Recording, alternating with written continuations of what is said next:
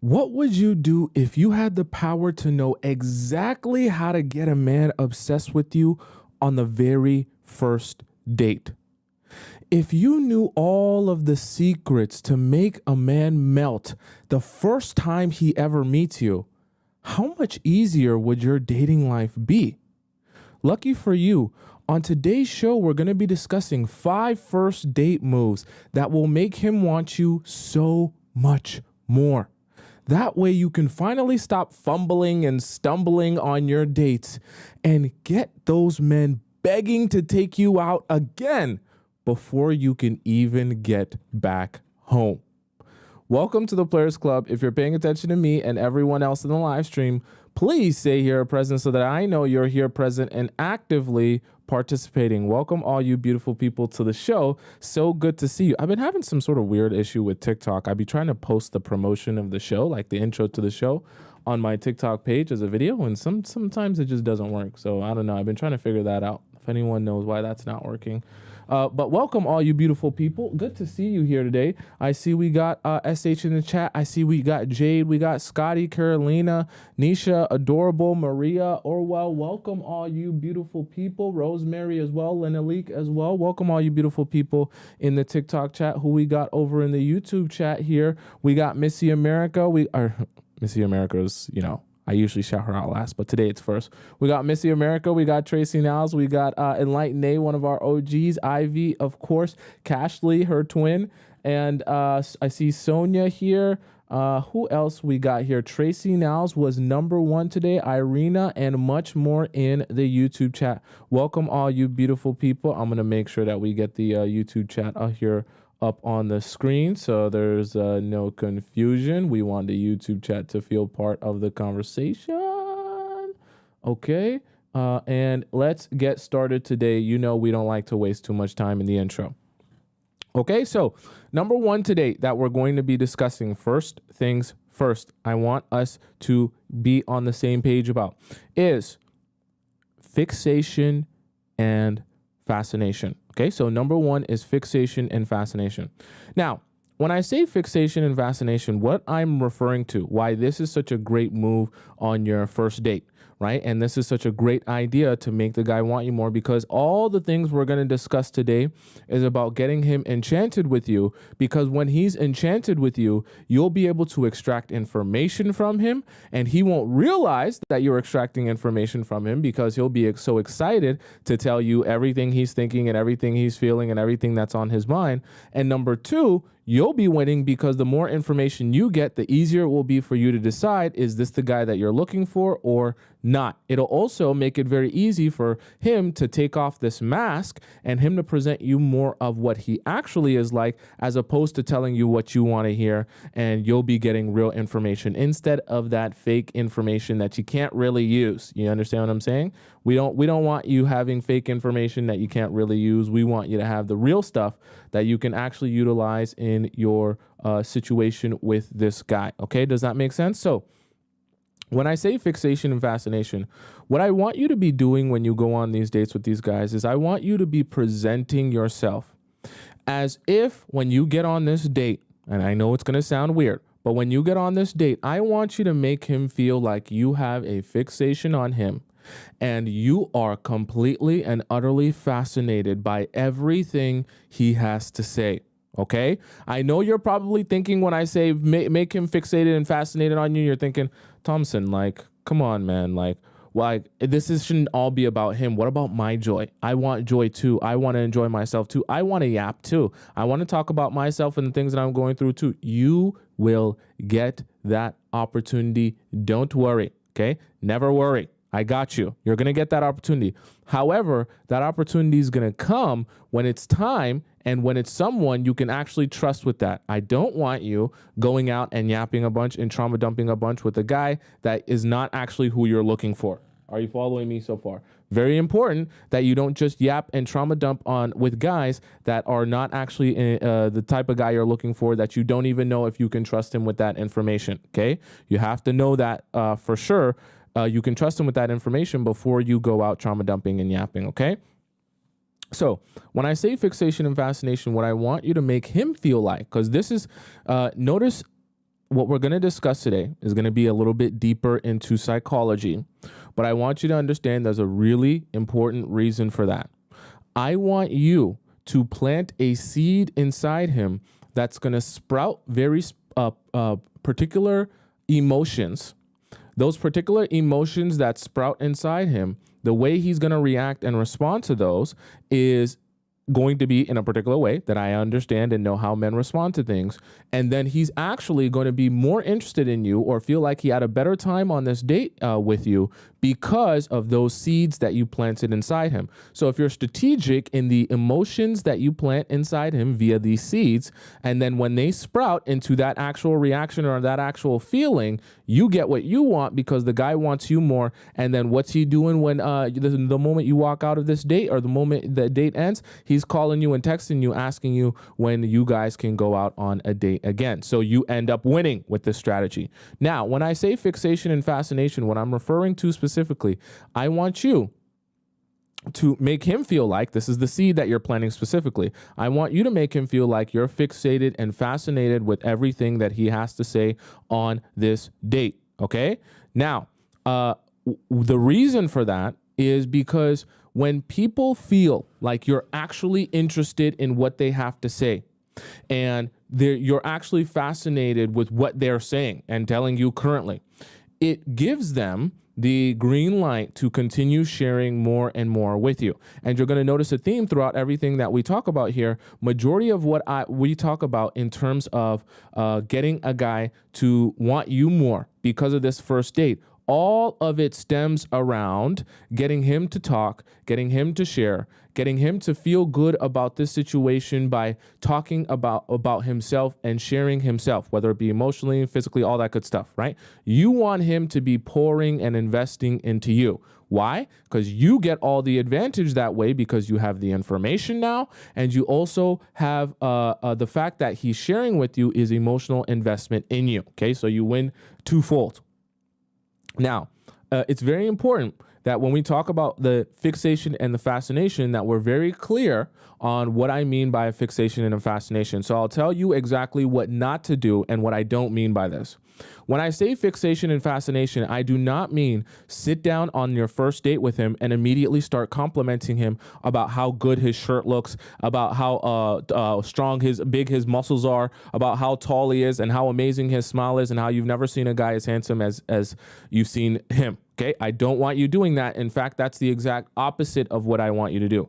The last thing I ever want you to do out on a date with the guy is verbally compliment him, but we're going to talk about that more. Okay, I know that it sounds kind of weird because you're thinking to yourself, what? I thought, wouldn't that make him feel good if I verbally compliment? No, that makes you feel good when guys compliment you. It works differently as an effect for guys, especially on the very first date. Going over and above with all the compliments just makes him feel like he doesn't need to do any more for you.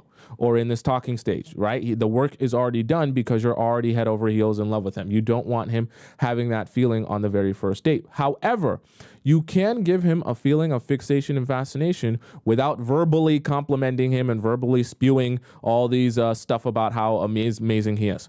The fixation and fascination I'm discussing is a fascination with the fact that your life is so interesting. The way you think is so interesting. The way you go about life and approach relationships is so interesting and fascinating to me. I am so enamored and fascinated with how you operate. I would love to hear you talk more about yourself, how you feel, why you did this, why you did that in your past relationship. This went here in your with your most recent ex. It ended because of this. Tell me how it made you feel. Tell me why you responded that way. Tell me all the things about you and your thought process to help me better understand you, because I just find the fact that you're a different human being and you think differently, I find that so fascinating. Okay? Now, You don't necessarily have to go that deep and pour it on that thick in terms of what you say, but this is the feeling that I want you to implant in him. Remember, at the beginning of this, I told you you're planting a seed in him that's meant to sprout particular emotions, okay? So when you make him feel like you're super fascinated with the person that he is, and super fascinated with the way that he thinks, and super fascinated with how he goes about life, what does that do for him? Oh, well, I never thought of myself as that interesting, but I mean, the way you're making me feel, I guess maybe I am that interesting. So you actually want to know an even crazier story about me and my ex. So actually, she never knew this. Keep this quiet, just me and you, right? Like we're cool. I actually cheated on her a few times and she never found out.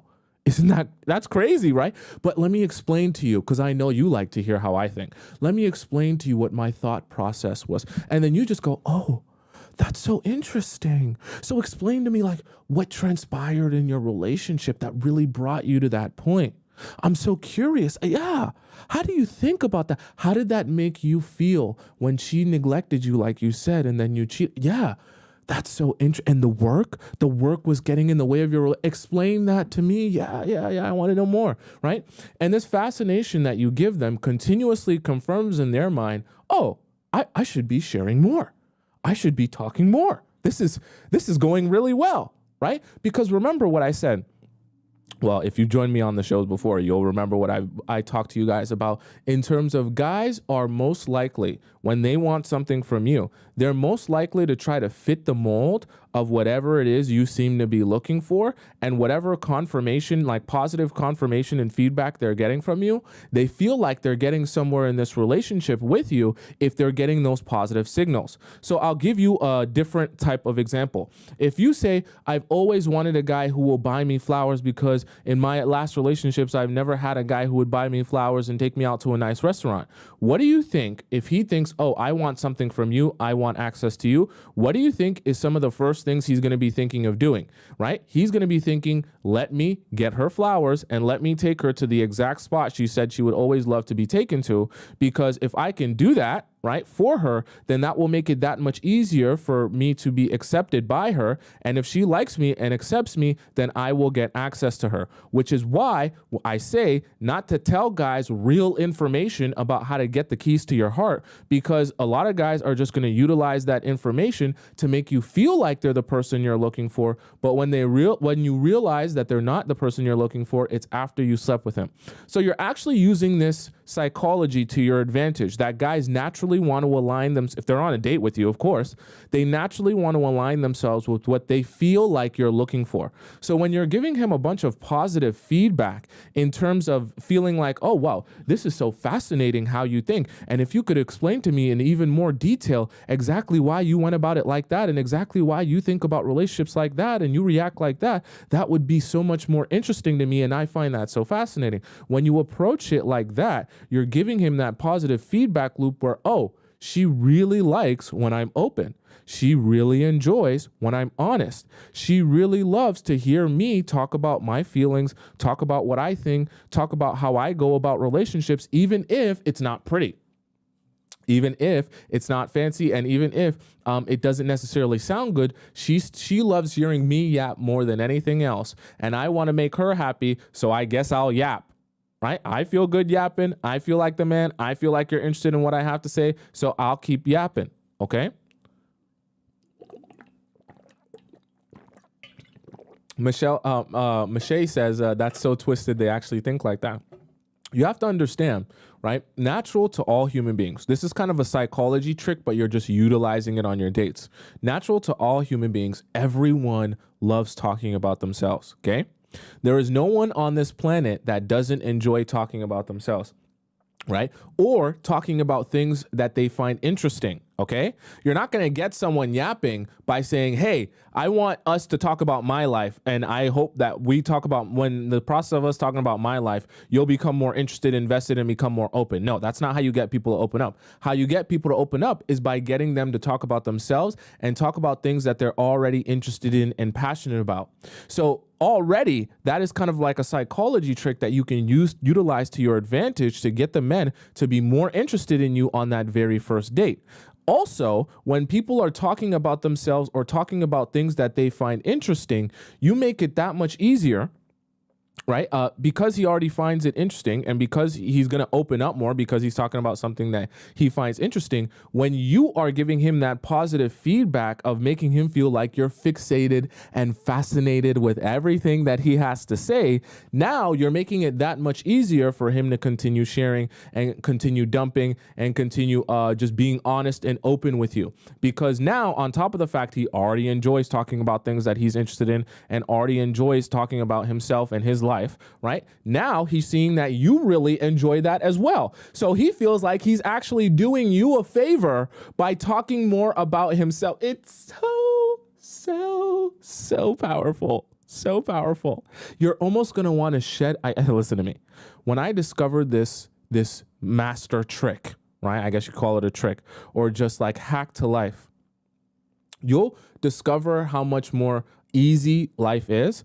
And you'll be like, oh my God, I never realized what I was missing out on just by being a good question asker and just by knowing how to present myself so I look like I'm super interested in what you have to say. Because that's the craziest part.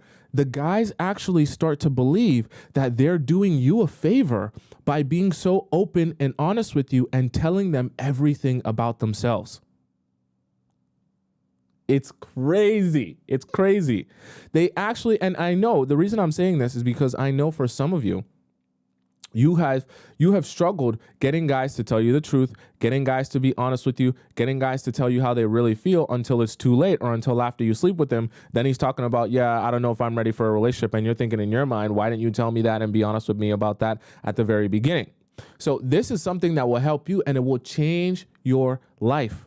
Because when guys are on dates with you and they feel like they're actually doing you a favor by sharing about themselves and talking about their interests, they'll never stop yapping. And it makes it, they just go down into the spiral. You know how we talk about the negative spiral? They go down into this positive spiral. It's positive for you because they continuously yap about whatever it is that's on their mind or whatever question it is you're asking, whatever question or topic it is that he's answering about himself or what he's interested in or his life.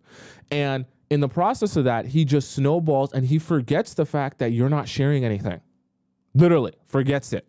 He can't even realize that you're steering this conversation into all the places that you want very detailed information. And in the process of him sharing and you being so fixated and fascinated with everything that he has to say, he's actually spilling the beans on all of these very important pieces of information that you need to have access to in order to determine, are you who I'm looking for? So this is why it's such a hack to life, because it helps you in multiple ways. You'll learn more about him and you get to decide if he's actually who you're looking for, right? Because he's more open and honest with you. But also, he finds you more interesting and fascinating, not because you're talking or saying anything, but because you're such a good listener. And because you're enchanting him, that's like the spell that you cast, you know? When you're enchanting him by making him feel like you're fixated and fascinated with everything that he has to say. You're hanging on to every word. And this is where we're going to dive even deeper into this to help you understand how to do this the exact proper way so that you can be prepared that when you go out on these dates and you're practicing these strategies, you're hitting him with everything at once. And he feels like, by golly gee, I got to see her again. That was so amazing. And you're thinking in your mind when you leave the date, all I did was gather information on you and you don't even know anything about me.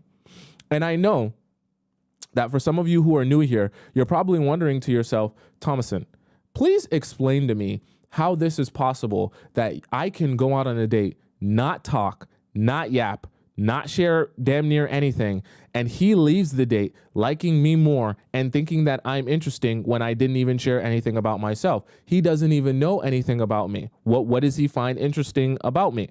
And I'm here to let you in on a little bit of a secret. It's a small little secret, and I want you to know this secret because it's going to help you with everything. And I've said this to those of you who have been here for quite some time before, so you know this secret. People do not remember what you say. They remember what in the chat? I want you guys to tell me, those of you who've been here and are OGs, What do people remember from you? They don't remember what you say. They remember instead what? I want to see who's a really good student. Who's a really good student in the chat and knows exactly what I'm about to say? People never remember what you say to them. They remember. I see some of you are A+ students in the chat. I see you saying it, okay? People don't remember what you say to them, guys. They remember how you make them feel, okay? Right? Because in the process of having conversation with people, yeah, you can say some things, you can talk about some things, but as time goes on, it becomes harder and harder to remember every single word and detail of the conversation. And after a while, it all just smooths over and they only remember the feeling that they had when they were with you. And I can assure you, you will always make people feel positive emotions about you and towards you when they talk to you and they feel like you're interested in what they have to say, right? And they feel like you're fascinated by them. They feel like you actually care about their perspective and their viewpoint, right? And they feel like they're actually being heard and seen. Because when they feel like that from you, right, it'll be the rare case of someone who they actually feel heard and seen by, truly. Because you have to understand, for basically all of us, we spend majority of our lives truly feeling like people aren't really hearing and seeing us. So when you can go out on a date with someone and feel like you have 110% of their focus and attention, and they're truly, genuinely fascinated by you and how you think and who you are, for the first time, you actually feel seen and heard as a human being. That feeling is so impactful, it stays with you longer than you can ever remember anything that was said or done in that relationship or that date. All you can end up remembering is how good it felt to finally be seen and heard by someone. And I know you're thinking, do guys really even care about that? Yes. Guys are human beings too. And you can use this psychological tactic on them too. Because by the time he thinks back to his experience with you on the date, he's not going to remember, oh, gee, what did she say about her favorite color or her favorite meal? Gee, I don't think she shared that with me. That must mean we didn't go out on a good date. No, he's only going to remember how good it felt to have someone so fascinated by him, fixated on him, having all of her attention, wanting to know more about him, asking him questions. And the thing about it is, it's so easy, so easy. I want to cry because this trick, these hacks are so good. They work so well. You'll be shocked. It's so easy to implant emotions into people that you want them to feel. I know it sounds like manipulation. It is, guys. This is a little secret. Today is going to be a manipulation episode, okay? And a psychology episode. You can actually implant emotions in people that you want them to feel, right? But the craziest part about it, and I know it sounds like manipulation, it is manipulation, but your strategic manipulation to get what you want. And the thing about it is, when you get really good at implanting emotions in people that you want them to feel and you understand them better, right? You get them to make them feel like these were genuine feelings within themselves, not realizing that you strategically implanted that in them, okay? And it has everything to do with psychology and not to do with you being a bad person. It's just how human beings work, okay? Because I'll give you an example of how you implant emotions into people. Okay, so for example, a way to implant emotions into people is to give them that emotion or that feeling subconsciously, knowing that natural to them, they're going to want to mirror that feeling. So remember when I talked to you guys about love bombing and why love bombing works so well on you? This is another psychology trick, right? Because when men meet you and they love bomb you and they know you're really susceptible to that, they're giving you a heavy dose of a particular emotion. I'm so in love with you. I want you so badly. I want to marry you. I want you to have my children. I want us to build a life together. I want to put a ring on it yesterday. I want you so badly and I want this so badly. Because when they do that to you, it forces you and it puts you in a position where you kind of aren't in control of this response, but you naturally feel like you need to mirror that same emotion. So because they're able to fake that emotion, right, and make you feel that emotion subconsciously, you now feel it's necessary to mirror that emotion back to him, even if you don't genuinely feel that. So I say that to say that's an example of how people can actually implant emotions in each other to make someone feel something that they might not genuinely be feeling, to use it to their advantage, okay? Do you understand what I'm saying? So it's very important that you understand, first of all, that this has been happening to you. So if you're thinking that you above this and like, oh, I'm not going to do this because this is something that only bad people do, this does happen, right? This does happen all the time, in a lot of relationships, and you can utilize these same psychology tricks to get what you want. And in this case, what you want is information. So this works really well for you. Information on top of the fact you also want him to really want you more and want this relationship more. So it works for you twice as good.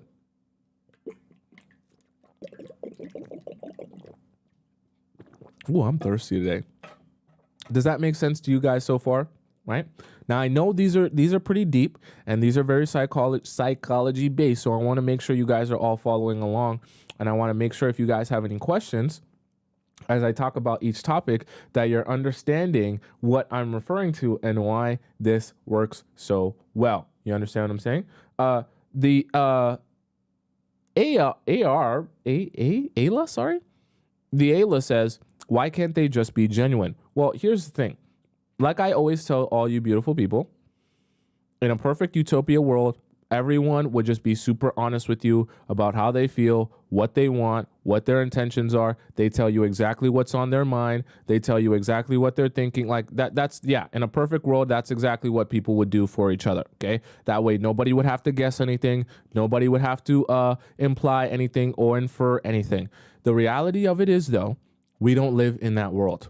Okay. And we've never lived in a world like that. That's just not how human beings are. Okay. So you can either spend all your time being sad about the fact that people won't just come out and tell you exactly how they feel and exactly what they want, or you can figure out how to strategically extract that from people so that you can be happy regardless. You understand? Even if you were to watch a movie of two main characters in a movie, and the entire movie, right, when they were in their relationship, they were telling each other exactly what they wanted, exactly how they wanted it, and they were able to express all the emotions exactly when they felt them in detail and be super honest with each other. If you watched a movie like that of two main characters that did that, exactly what you're asking for other people to do, you'd be watching that movie going, this is super unrealistic. Nobody does that. Nobody just goes on a first date and tells each other exactly how they feel, exactly what they want. That's just not how people work. That's not how people operate, right? And so that's the world that we live in. People don't just come out and say things like that, right? People are going to withhold information because it benefits them, or they're going to share or exaggerate information because it benefits them. If they're on a date with you, they're definitely not going to tell you all the reasons you shouldn't want to date them because of how messy or disgusting they are, because they want a partner, right? If they want a partner, they're not likely to share all the things to you that would make them an undesirable partner.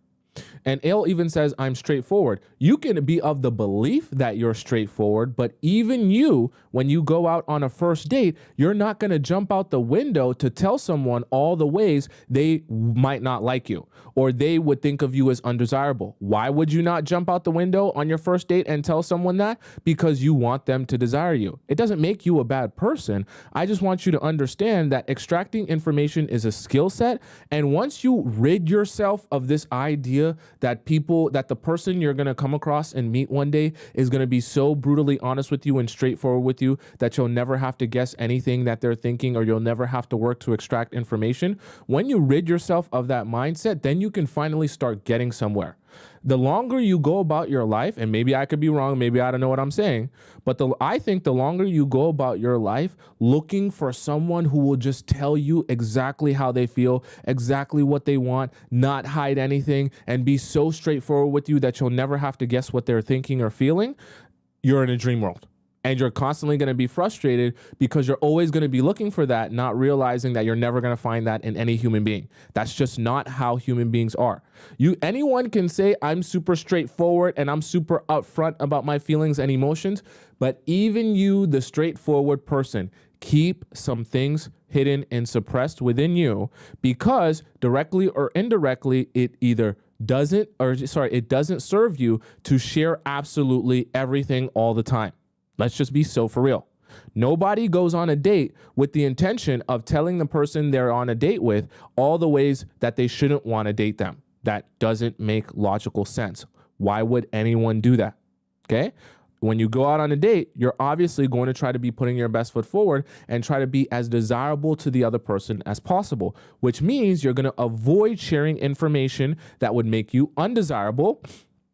And you're going to try your best, at least, to share information or do things that make you more desirable. That's what everyone is going to do naturally. Okay. So you have to work with that logic and understand that logic so you can extract information from people, regardless of the fact of whether or not they feel like they should be sharing that to you or not. So you basically, right, with this fixation and fascination, you trick them into thinking that it's a positive thing to share as much as they possibly can with you and to be as ugly with the truth and the openness and the honesty as they can, because for you, that's more attractive. He's a little trick, okay? I teach you all the little tricks so you get what you want, okay? Okay? So number one, fixation and fascination. Now, number two is a concept in which I call put on his glasses. I wish I had a pair of glasses, all right? I want you to pick up and put on his glasses. Now, specifically what I mean by pick up and put on his glasses is one of the most powerful things you can do for someone when you are trying to get them to share more with you is not to, because this is what's going to be natural to you when you go out on a date. When a guy tells you, hey, so by the way, I know you were asking about me and my ex in my last relationship. I just want to let you know that in my last relationship, I cheated on her 3 or 4 times, and it was pretty toxic. We went back and forth a whole bunch, and we fought a whole bunch, and things just didn't work out, and eventually I just kind of left her, and I wanted to be on my own. I just never texted her back, and I left it. When a guy tells you a story like that, you're going to be saying, that's horrible. How could you do that to someone? That poor girl. Oh my God, you're be thinking that, and you're going to want to say that, and your body language is going to be saying that, and you're going to be like, oh, that's a red flag. Oh, I don't like the sound of that. Oh, that's not good, right? And you're going to be thinking, oh, I don't like what you're saying. And because I don't agree with or I don't like what you're saying, my first response is to tell you how much I don't like what you're saying. That is a mistake. And I want to change your mindset so that you can approach this the right way, because you can get two things. You can get what you want in terms of getting information, but you can also get him to be more interested in you because of this. And this is why it's so powerful. Because when you put on his glasses, it's about understanding that telling someone, I don't like the way you live your life, or I'm not in agreement in the things that you do, actually doesn't benefit you. Because if you know you don't agree with the way someone lives their life or the way that they're doing things, then that's information you just bank in your mind, and you ask yourself later on, am I willing to continue seeing you or dealing with you based on how you go about your relationships? If the answer is no, you don't need to share with him on that date that I don't like what you're saying or I don't agree with what you're saying. You understand what I'm saying? You take that time on that date to allow him to feel like, oh, I want to see your perspective. This is why I call it putting on his glasses. You put on his glasses so you can make him feel like we're sharing the same perspective. I want to see the world how you see the world. I want to understand you better. So rather than judging you for what you've done or how you've lived your life, explain to me the thought process of why you did it. Help me see your perspective in life. Help me see the things you've been through and the way your family affected you, the way your friendships have affected you, the way your past has affected you, that have brought you to the person you are now. To explain to me how you became this. Explain to me how you chose those decisions and why you felt that was the right decision to make at that time. And you know what that does to him when you start to put on his glasses? He starts to feel understood by you and even that much more comfortable talking to you about things that are close to his heart and things that he actually genuinely feels, and he actually has genuinely thought that he felt it would probably be not good to be sharing that with someone he's on a date with. Because remember what I said earlier when I talked about everything you're doing here is to kind of flip things on its head and make him feel like the best way to appease you or make you happy is to continue sharing and continue being open. And you're trying to plant a seed of an emotion inside him that you should get excited to share. You should get excited to be open. I am fascinated with you. I am enamored with you. You're not saying it, but you're making him feel that. And as he talks more and he yaps more, he feels more excited to share more. And he feels more like you're even more interested in this conversation, in this relationship. And so because he feels like you're so interested, he talks even more. And this is why I say this is so powerful, because you will be shocked the amount of happiness that a man will begin sharing with you things that you're thinking to yourself, you're literally telling me all the ways I would not want to date you and all the things about you that I would only realize over time. And you'll be almost like giggling in your mind because you're like, oh my God, he doesn't realize he's telling me all of his secrets.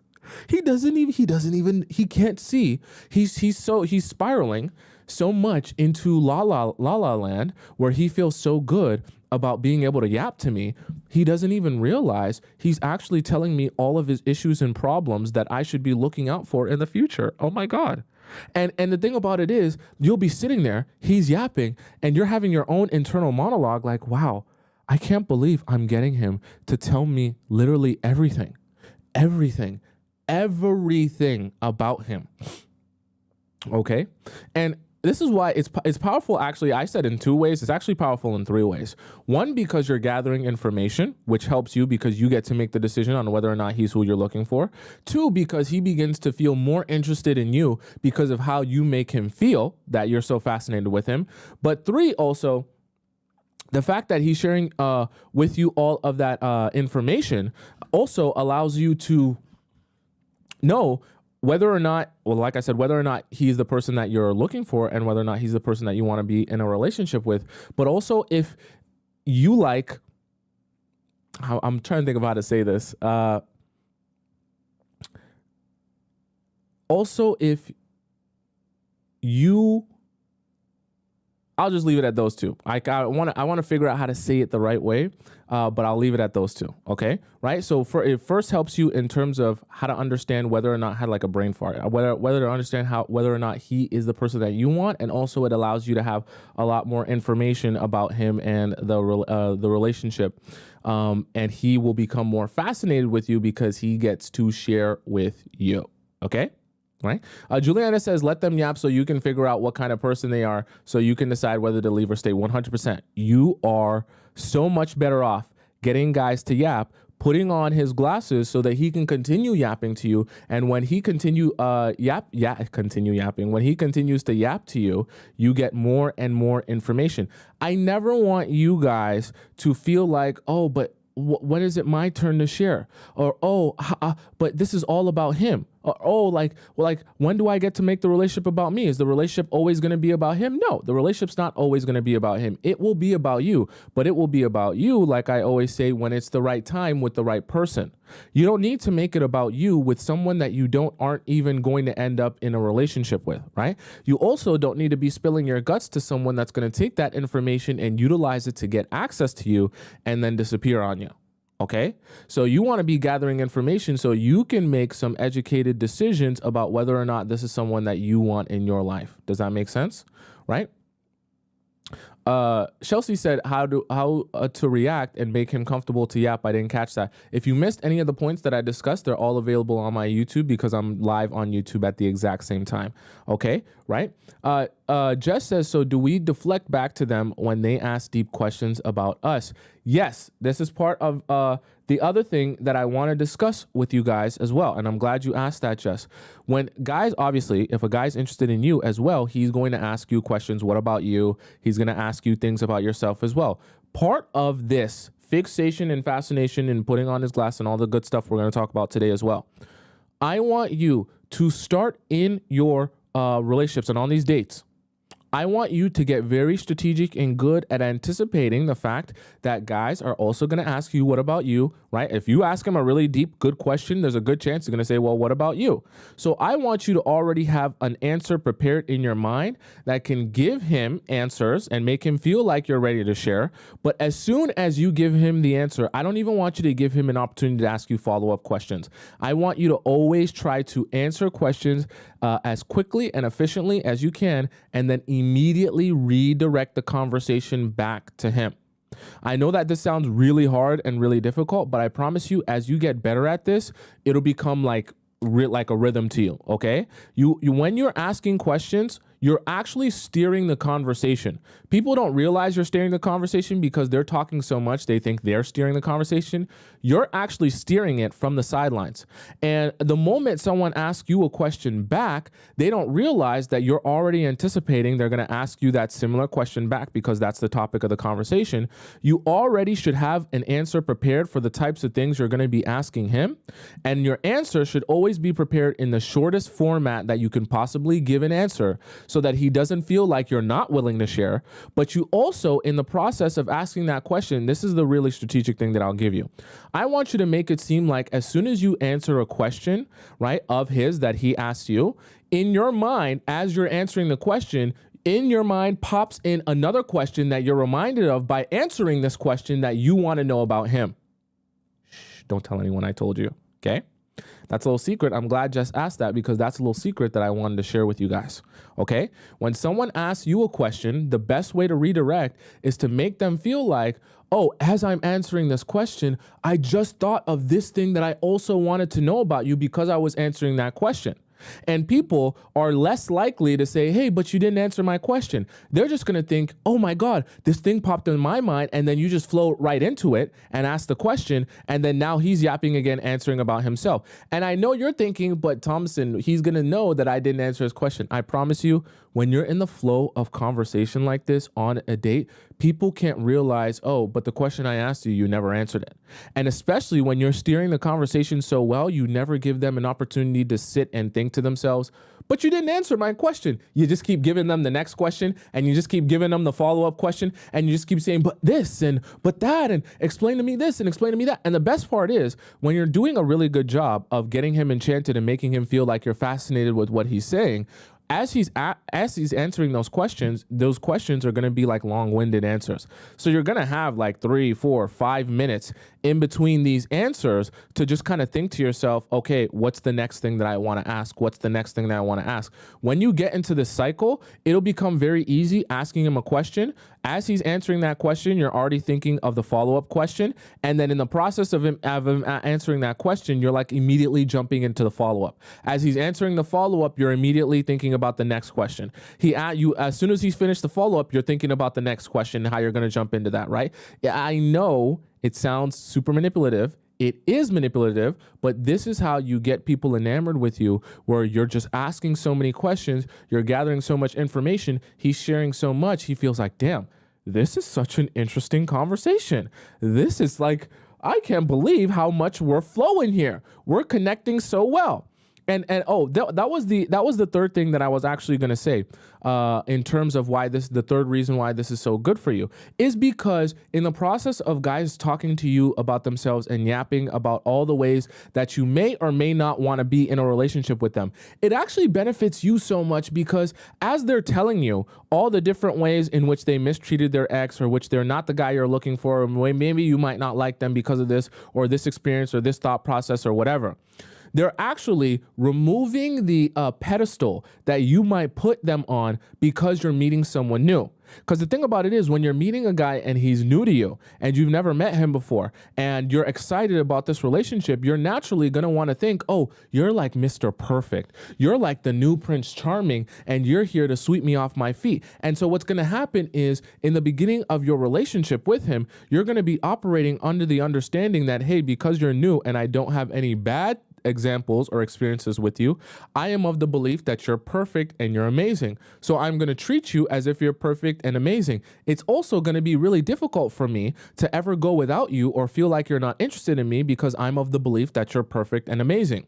Very quickly on the very first date, you put yourself in a position where he's not so perfect and amazing to you.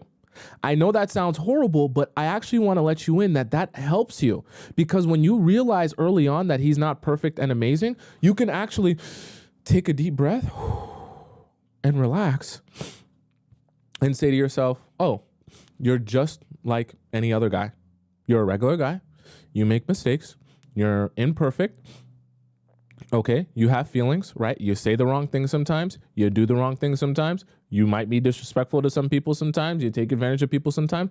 But it's good for you to realize that early, so that way you're not in super anxiety mode the moment you feel like he's pulling away from you, because then you feel like, oh, I'm losing out on a guy that I'll never meet again.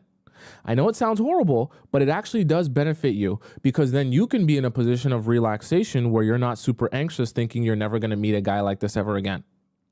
Right? Gigi said, I've had guys super closed off to questions.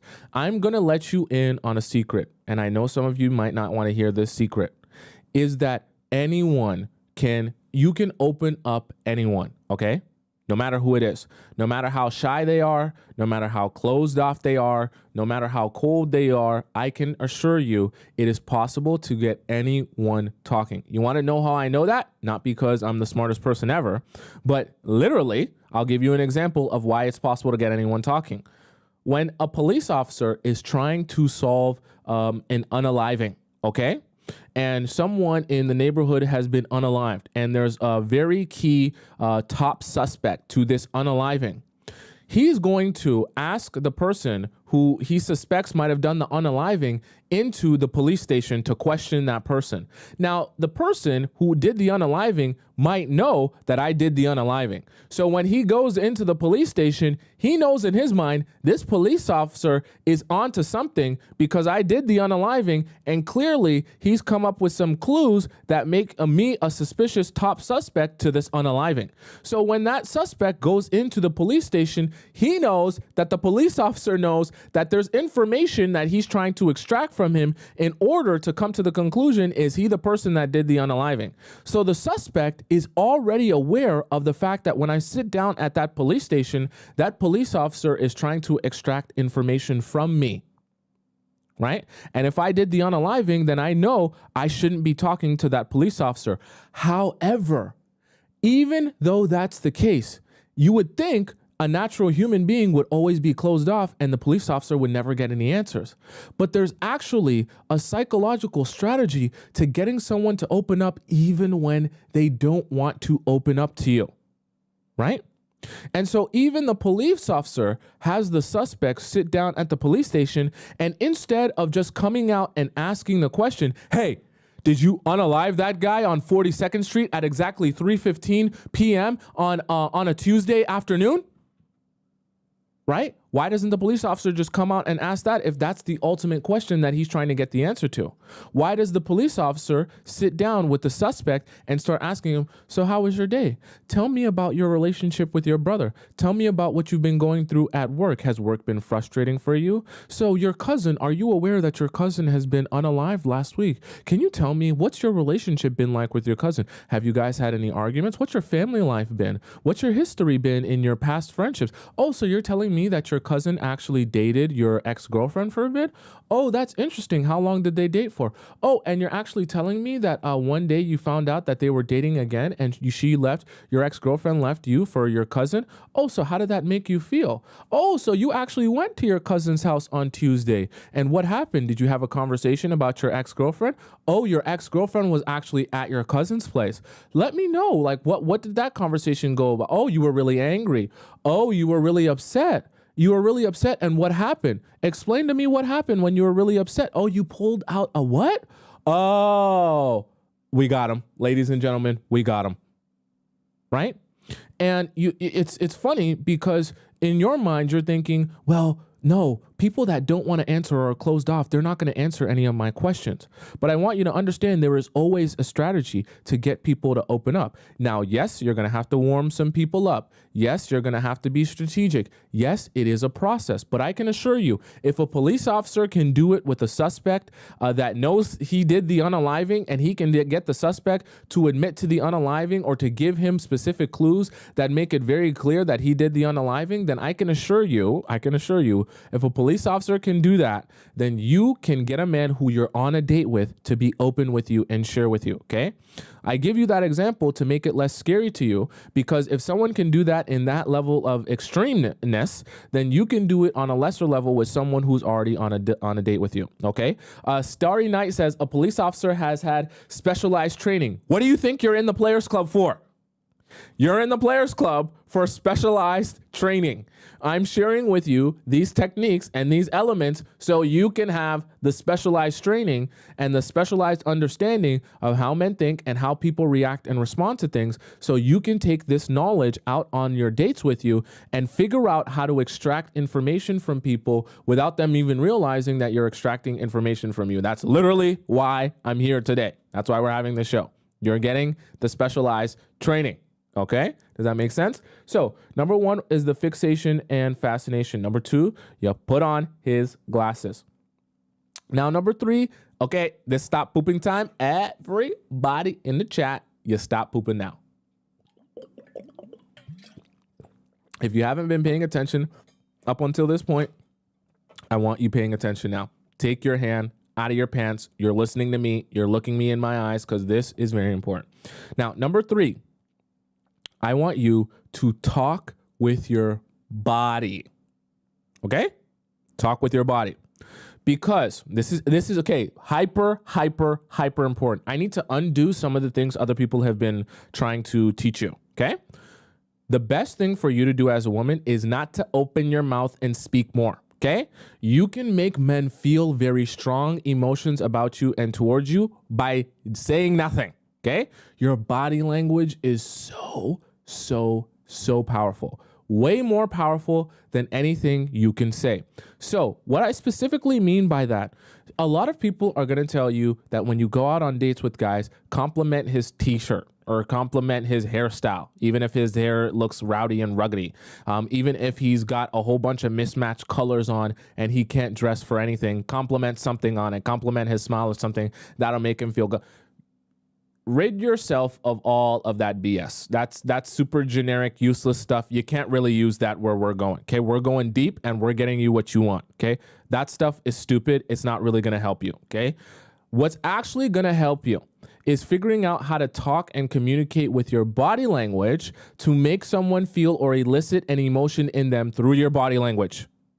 Okay, so people are going to tell you to compliment men because that's what's going to make them feel good about themselves and all this other BS. Useless. Get rid of that. What I want you to do is compliment men by making them feel like you're interested in them with your body language. That is way more flattering than anything you could say about his nice shirt or his nice smile. Okay? I want you to understand how powerful this is, right? Because anyone can say, yeah, you have a really nice smile, or yeah, you have really nice muscles. That's great. But it's not as emotionally impactful as using your body language to make someone feel like I am invested in what you have to say. I want to know more about you, and as you're speaking to me, I'm paying attention to you. I'm looking at you. I'm focused on you. You have my attention. Okay? Right? It's a very different emotion that gets put into you when you can actually see someone and start to feel like, oh, you're paying attention to me. You're listening to me, right? You're focused on me. Someone said, give me an example. I want to give you guys an example by actually showing you how it feels to not be that. So let's say, for example, me and you are on a date. And when me and you are on a date, let's say I'm asking you, we're talking about our last relationship. And as we're talking, you're talking about your last relationship with your ex. Let's say this is my reaction while you're talking about your last relationship.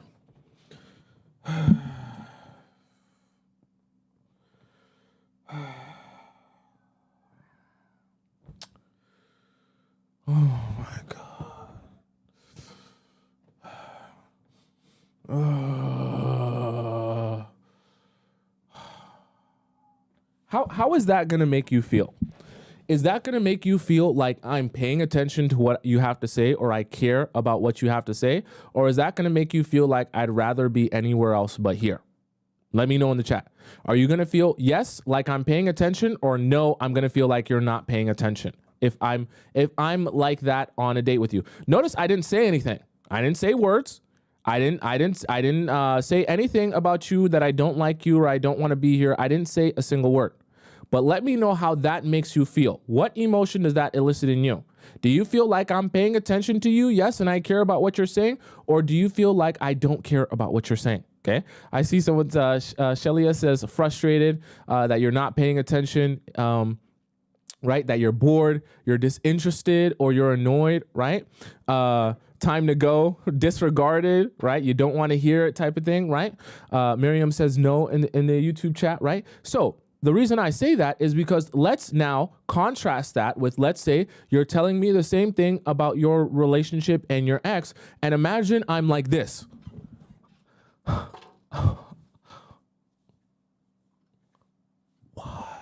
Oh my God. What? Oh yeah. Oh wow. No.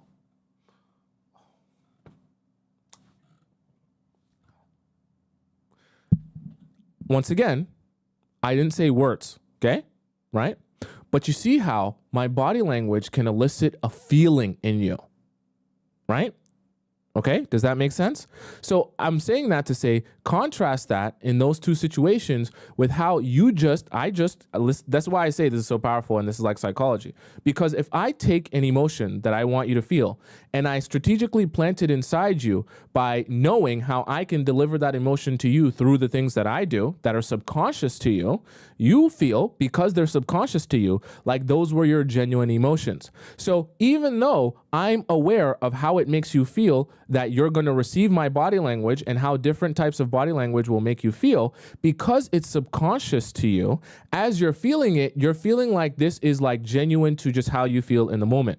So I say that to say, me acting as if I'm super interested and invested in everything that you're saying is making you feel like, oh, you really care about this. You really want to hear what I have to say. I should keep talking, right? You really appreciate me. You're really focused on me. You're paying attention to me, all that good stuff, right?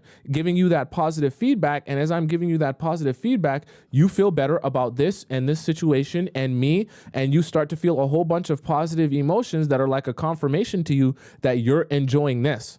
Meanwhile, I haven't actually said anything, right? So it becomes, this is why I say throw away everything that people tell you about giving people compliments like, oh, you got a nice shirt. You see, giving people subconscious compliments, especially when you're on a date with them, that, oh, I'm focused on you. You have my full 100% attention. That is way, way, way more powerful than saying, I like your t-shirt, okay? Because once again, people, this is where it all comes into play. People don't remember what you say. They remember how you make them feel. And we've just acknowledged in the example that I gave that you can make someone feel something without saying a word. So when you become better at this, you go out on your dates very self-aware of your body language and very self-aware of how you're presenting yourself, especially while he's sharing with you. Because you're always thinking to yourself, I want you to share more, because you sharing more is going to give me more information. It's also going to make you like me more. So I definitely want to keep the positive feedback loop going, that as you're sharing, you feel my focus, right? You feel complimented by me because of how much focus and investment I have in you and this conversation, right? Says that radiate that you're open and that you have really good energy, 100%, right? And you'll be, trust me, I know that some of this sounds silly and you're like, nobody's going to care about that. I seen some people earlier talking about,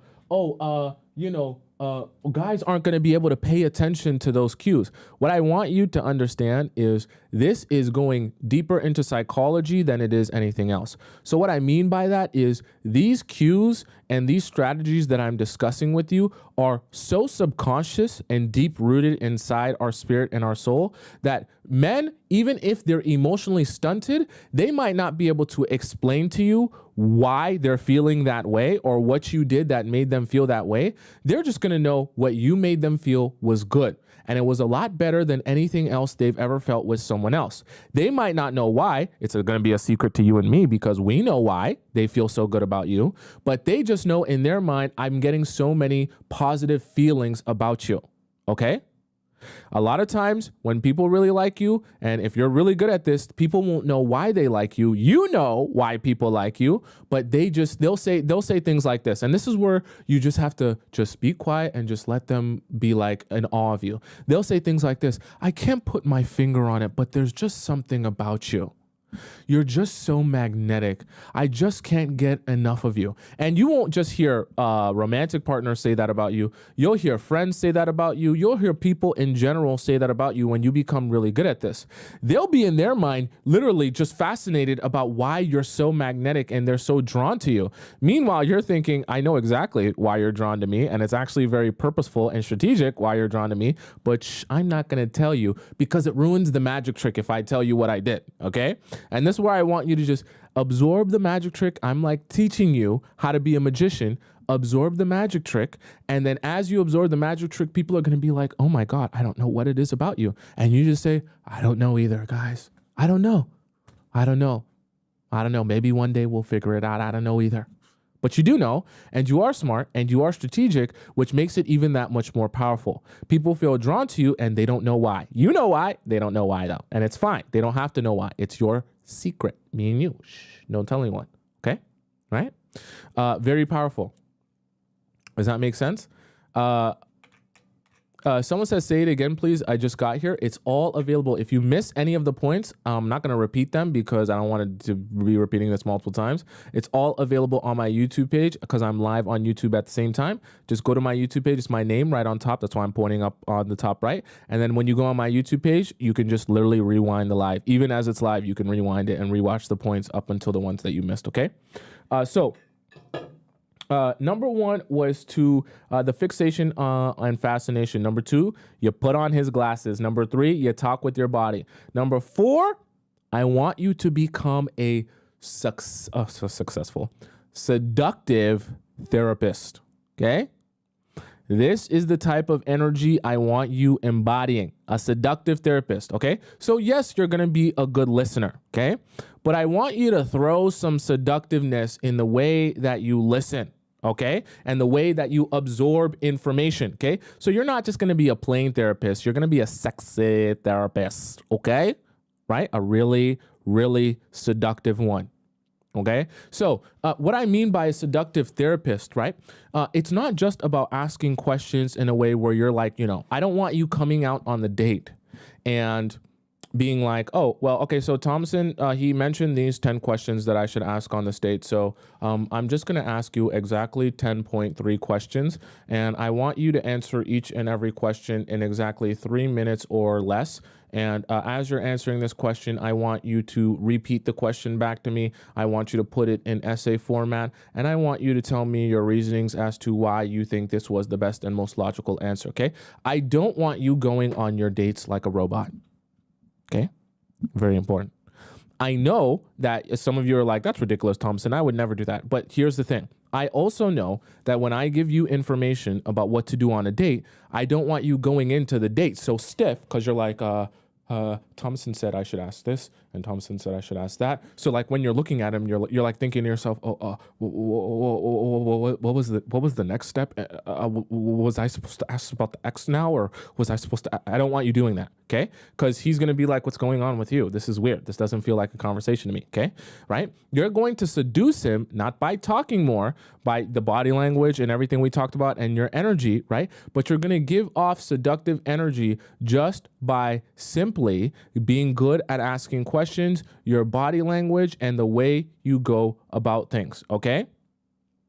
Right? Even in the way, okay, the best way for me to describe a seductive therapist, I want you to imagine this scenario, okay?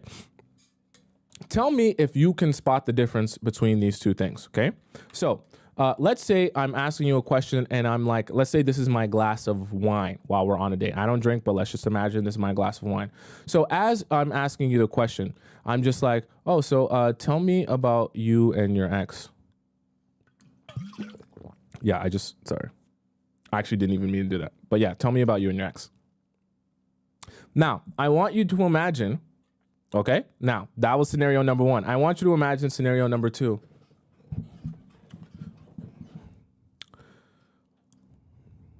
So, can you tell me about you and your ex? Like, what have you two been through? I would love to know more about you and just where you've been. You're such a fascinating type of guy. I would love to know as much as I possibly can about the type of person you are.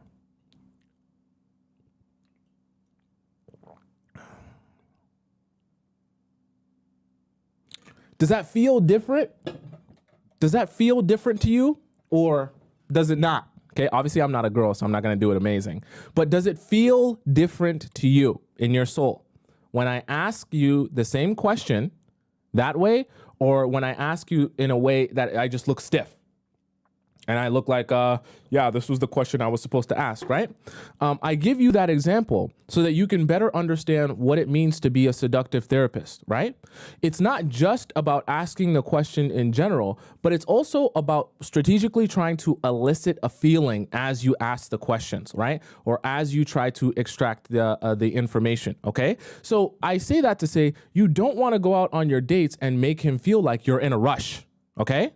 The worst thing you can do is go out on the date and make him feel like you're in a rush to get all this information and you got to fill the 2 hours with all the questions that you wrote down in your script and you're like a robot, okay?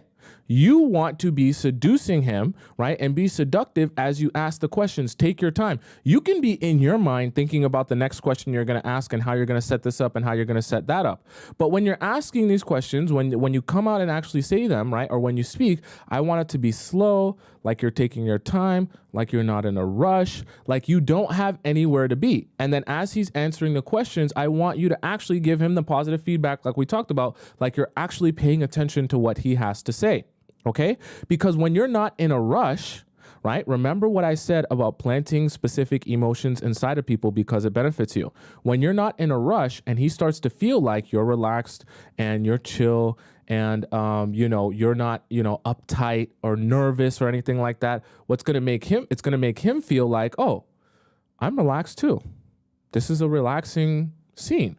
We're here enjoying our date. I feel good. You look good. You have great energy. This is when see, when you start getting really good about this is when you'll hear people say all the time, I love your energy. And you'll be thinking to yourself, I'm doing something strategic, but I'm not actually saying anything. And you're talking about, I love your energy so much, right? You know that it comes from the way you subconsciously plant emotions inside of people. If I want you to be calm and relaxed, right, while you tell me everything about your life and who you are, I'm going to do things, right, to make you elicit that emotion from you subconsciously. Right? So I want to give you subconscious cues to make you feel like you should be relaxed. I'm not going to tell you to relax more and chill out. I'm going to do things that are strategically going to make you feel more relaxed. Okay? Torres says, so seductive yet still bubbly. Absolutely. And this is where, now I know for some of you, you guys are like, please, Tomisin, but just tell. Exactly how should I do it? Exactly how is it should I say this? Should I say that? What's the exact stance I should take? Should I cross my legs or should I open them? Should I sit to the left side or sit to the right? And this is where I want you to just, there's a certain point where after I give you the technique, you're actually going to have to go out and do it so that you can actually experience how to balance it, okay? Unfortunately, there's only so much I can teach you until you actually need the real world experience of doing it. And the process of doing it, you'll start to feel when you're in the pocket, we call it, okay? right?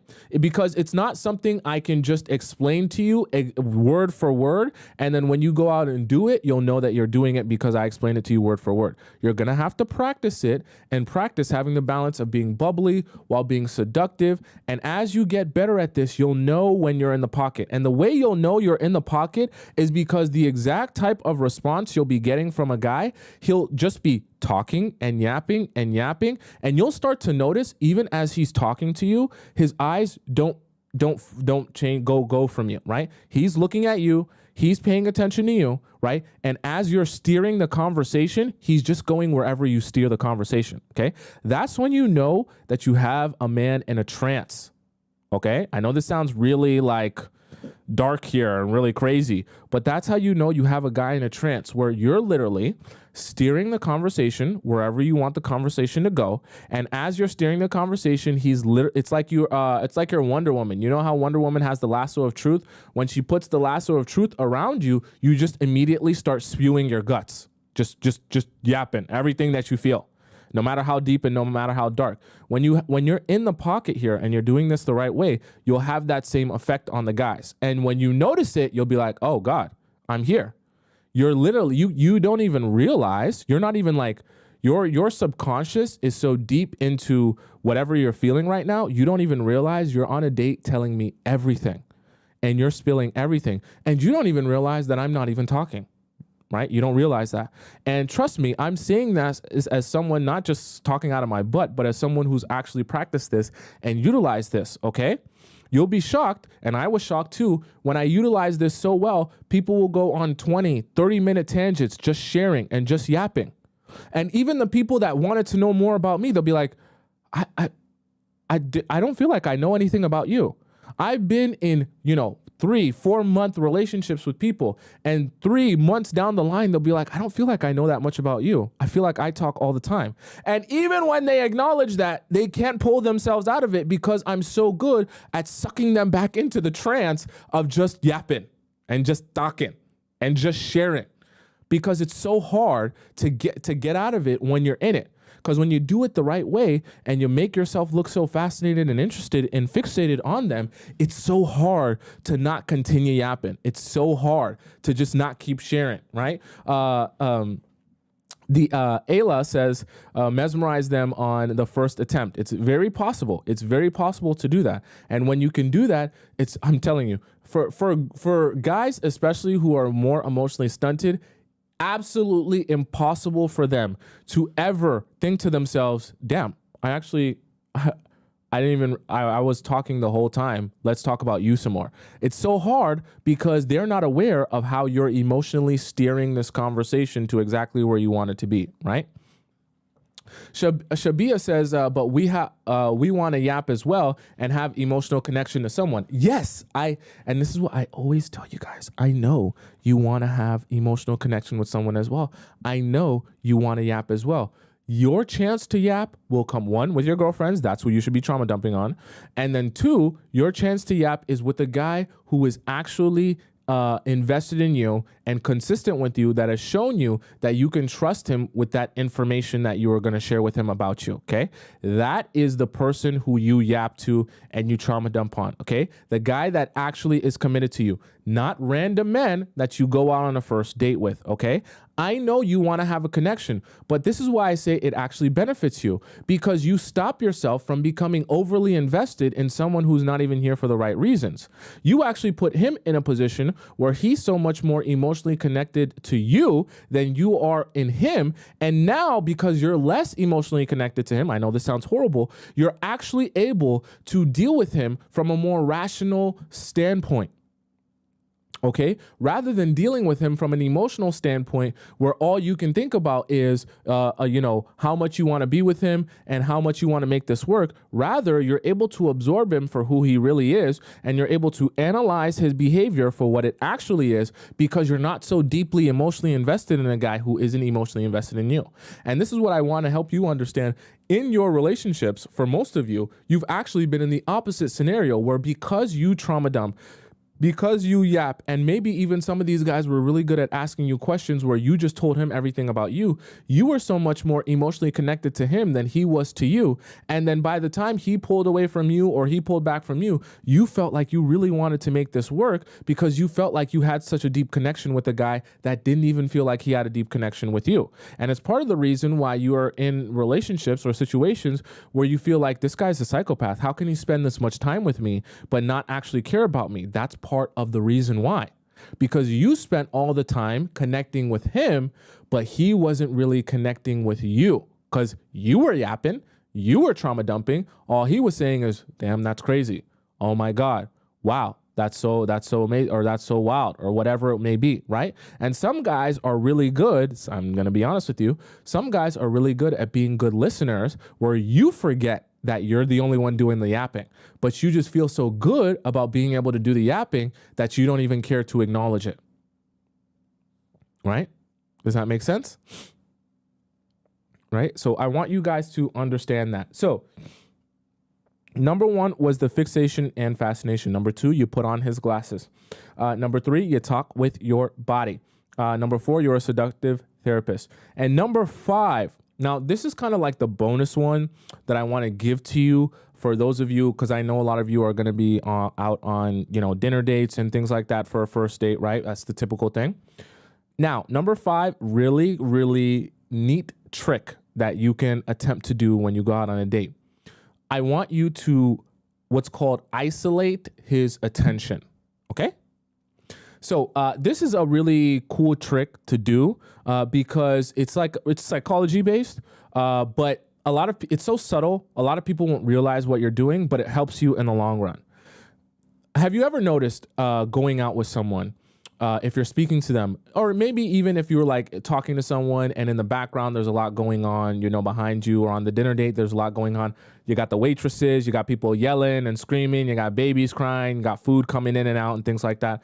And have you ever been on a date with someone and while you're speaking to them, they're kind of like scanning the scene around them? There's so much more stimulus going on. You got the server walking, this person's yelling, this person's chatting, you got this couple over here, this couple over there, you got food over here, food over there. And there's so much stimulus going on behind you. Even though they're on a date with you, they're like, as they're talking to you, they're scanning all the different stimulus going on. And they're like looking around you. They're looking here. They're looking there. They're looking here. They're trying to pay attention to you. But all this different stimulus behind you is catching their eye. So this is a really interesting, neat strategic trick I want to teach you. Don't tell anyone about this. Just me and you. Okay. Really neat trick. When you go out on your dinner dates, because that's what most of you are going to end up doing, I want you to actually make sure you try to get the seat where there is the least going on behind you. So if you can get a seat in the restaurant where you're next to a wall, right? So your back is facing the wall. Meanwhile, you're facing all the stimulus. That's really good. That's really good. Why? Because everything that we talked about today, it will kind of aid in that, right? In the effect that gives when literally all he has to pay attention to is you. So you can only imagine when the only stimulus is you because behind you is a wall. Now, when you're sitting there and you're paying so much close attention to him, you have direct eye contact with him. You look like you're really fascinated with him and enchanted by him, and you're really interested in what he has to say, right? As you're doing that, while there's nothing else going on behind you, now he becomes even more locked in to just you. And he's even more stimulated by you because you're the only stimulus going on here, right? Brooke says men don't want to face the wall, though. I know that. This is why I said it's a sneaky trick where if you use an excuse that you want to be on the wall or you want to be on the booth or whatever it may be, sneaky, you can bring the excuse knowing that it'll help him just focus on you. Okay? And you'll be able to see, the thing about it is too, when he's only able to focus on you, he'll be able to get deeper into his own emotions because he doesn't have all this other stimulus going around, right? He can actually kind of think to himself. It's a little bit of quiet in a public area where he can think to himself, what do I want? What do I think? How do I feel? While he's seeing you pay attention to him. And this is the very important key, okay? When you isolate his attention, you need to be making him feel like he has 100% of your attention. So you can't have your back to the wall and he only can focus and see you. And then as he can only focus and see you, he sees you scanning the room. Okay, you don't want that. You want, as he is focused on you, you to also look like you're hyper focused on him. So this is how he gets into a trance, because now he forgets that he's even in a restaurant. He just feels like it's you and him there by yourselves. And it can become really, really, really powerful, okay? Especially when you combine this with all the other stuff that we discussed earlier, where you're doing the fixation on fascination, you put on his glasses, you talk with your body, and you're a seductive therapist. If you can couple that with this is like the bonus trick, that you can have as little as you possibly can, okay? Not all of you are going to be able to get the wall behind you, but as little stimulation going on as you possibly can. Don't sit in a place where behind you is 10 million things going on and it's you there and you're competing with 10 million things for his attention. Try to be strategic and sit somewhere where there's little to nothing going on behind you, that when you're fixated on him, all he has to stimulate himself with is you. Because then he walks away from the date with you thinking about how good it was to spend that time with you and how his attention was so focused on you. Remember, people don't remember what you say to them. They only remember how you make them feel. So when they think back to you and their experience with you, and they're thinking about how locked in they were with you and how they felt like, damn, it was me and her in this entire room, but I literally felt like it was just us two, but there was 1,000 people in that room, right? That is such a powerful emotion to leave someone with, thinking and feeling about you, that they say to themselves, wow, she must have something that I really like or I really want. For me to literally be on a date with her and feel like the world stopped. You ever hear people say stuff like that? When I'm with you, I feel like the world has just stopped and nothing else is going on but me and you. It's great, right? And you can actually elicit that emotion out of people, right? By being strategic about that, right? Right? Irarita says, ladies, to avoid you being distracted, pick a place you've been before. Actually, that's pretty good advice, okay? If you are concerned with having too much stimulus going on, that you're looking around and that you won't properly be able to do this technique that we discussed today as well, yes, I would agree with that. Go somewhere where you've been before so that you're not super, just going around, your eyes are wandering and this and that, and he doesn't feel like you're fixated on this conversation, because you don't want that either. You don't want him feeling like you're not actually locked in and focused in on this conversation and you're more worried about everything going on behind him. The same way it doesn't feel good to you if you're speaking is the same way it won't feel good to him if he's speaking. And remember, you want to get a whole bunch of information from him. And all of this that we discussed today is going to help the guys want you more, number one. It's also going to help you get way more information on him so that you can be making the most important decision of your life, which is, am I going to be investing my time and energy into you or not? Right? Does that make sense? Gigi said, should we be concerned if they don't ask questions back? I'll be honest with you. I'm going to say no. I'm going to say no simply because the reality of it is, them asking you questions doesn't help you know more about them. And I want you to understand this. Of course, guys who are interested in you are naturally going to want to ask you questions as well. That's going to be natural. However, I will be honest with you. When you become really good at this, guys are going to forget to ask you questions because you're so good at this. So some guys might actually have interest in you, but because you're so good at steering the conversation and putting them in a trance, they just keep dumping and they don't realize that they're dumping. Okay. So you have to understand that as you get better at this, it becomes harder for people to ask you questions because they forget to ask you questions because they're in such a trance. But I also want you to understand, even if he doesn't ask you questions because he's not interested in you, you'll still be able to get that information that he's not interested in you because of the way he's talking and what he's talking about. You understand what I'm saying? Right? So for example, if a guy's only dating you as a rebound and you're getting him to yap a lot and he's not asking a lot about you because he's not that interested in you because you're a rebound, you're going to hear that you're a rebound in the way that he describes how he feels about his ex. So as you're getting him to trauma dump, you're actually getting a lot of answers on why he might not be asking you questions as well. So it kind of always works in your favor the more information that you gather. You like, it's always ends up being a win-win.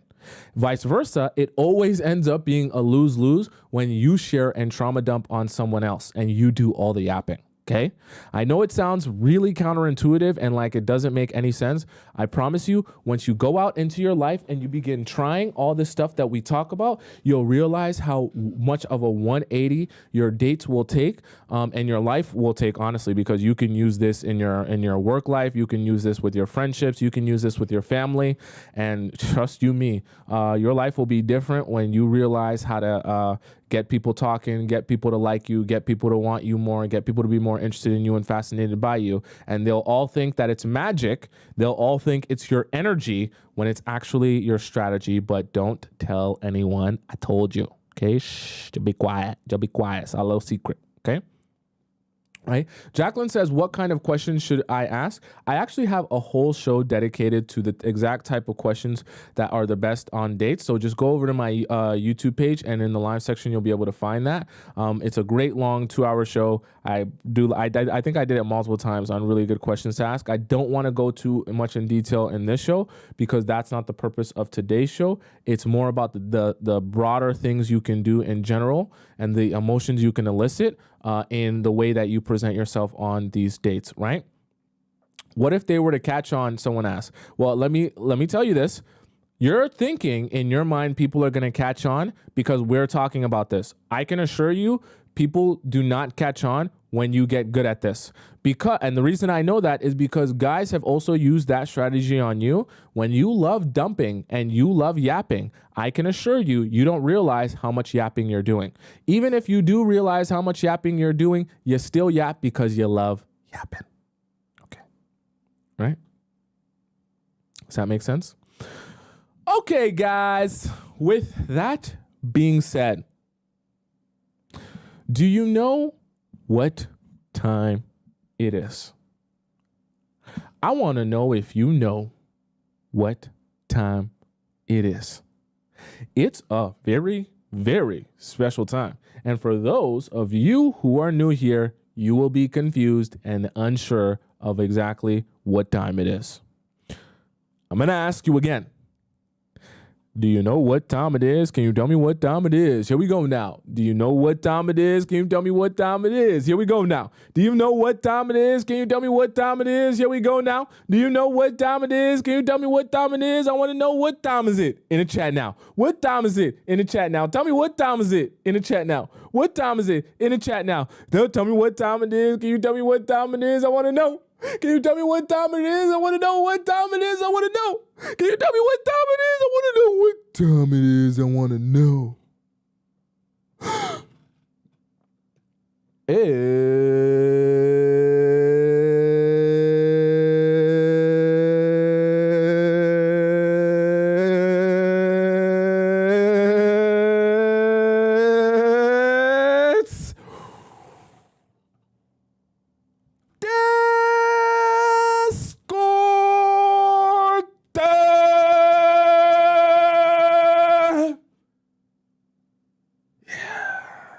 All right, guys, let's hop over into the Discord because I know a lot of you are confused about what this even is and how this even works and what we're even doing here if you're new.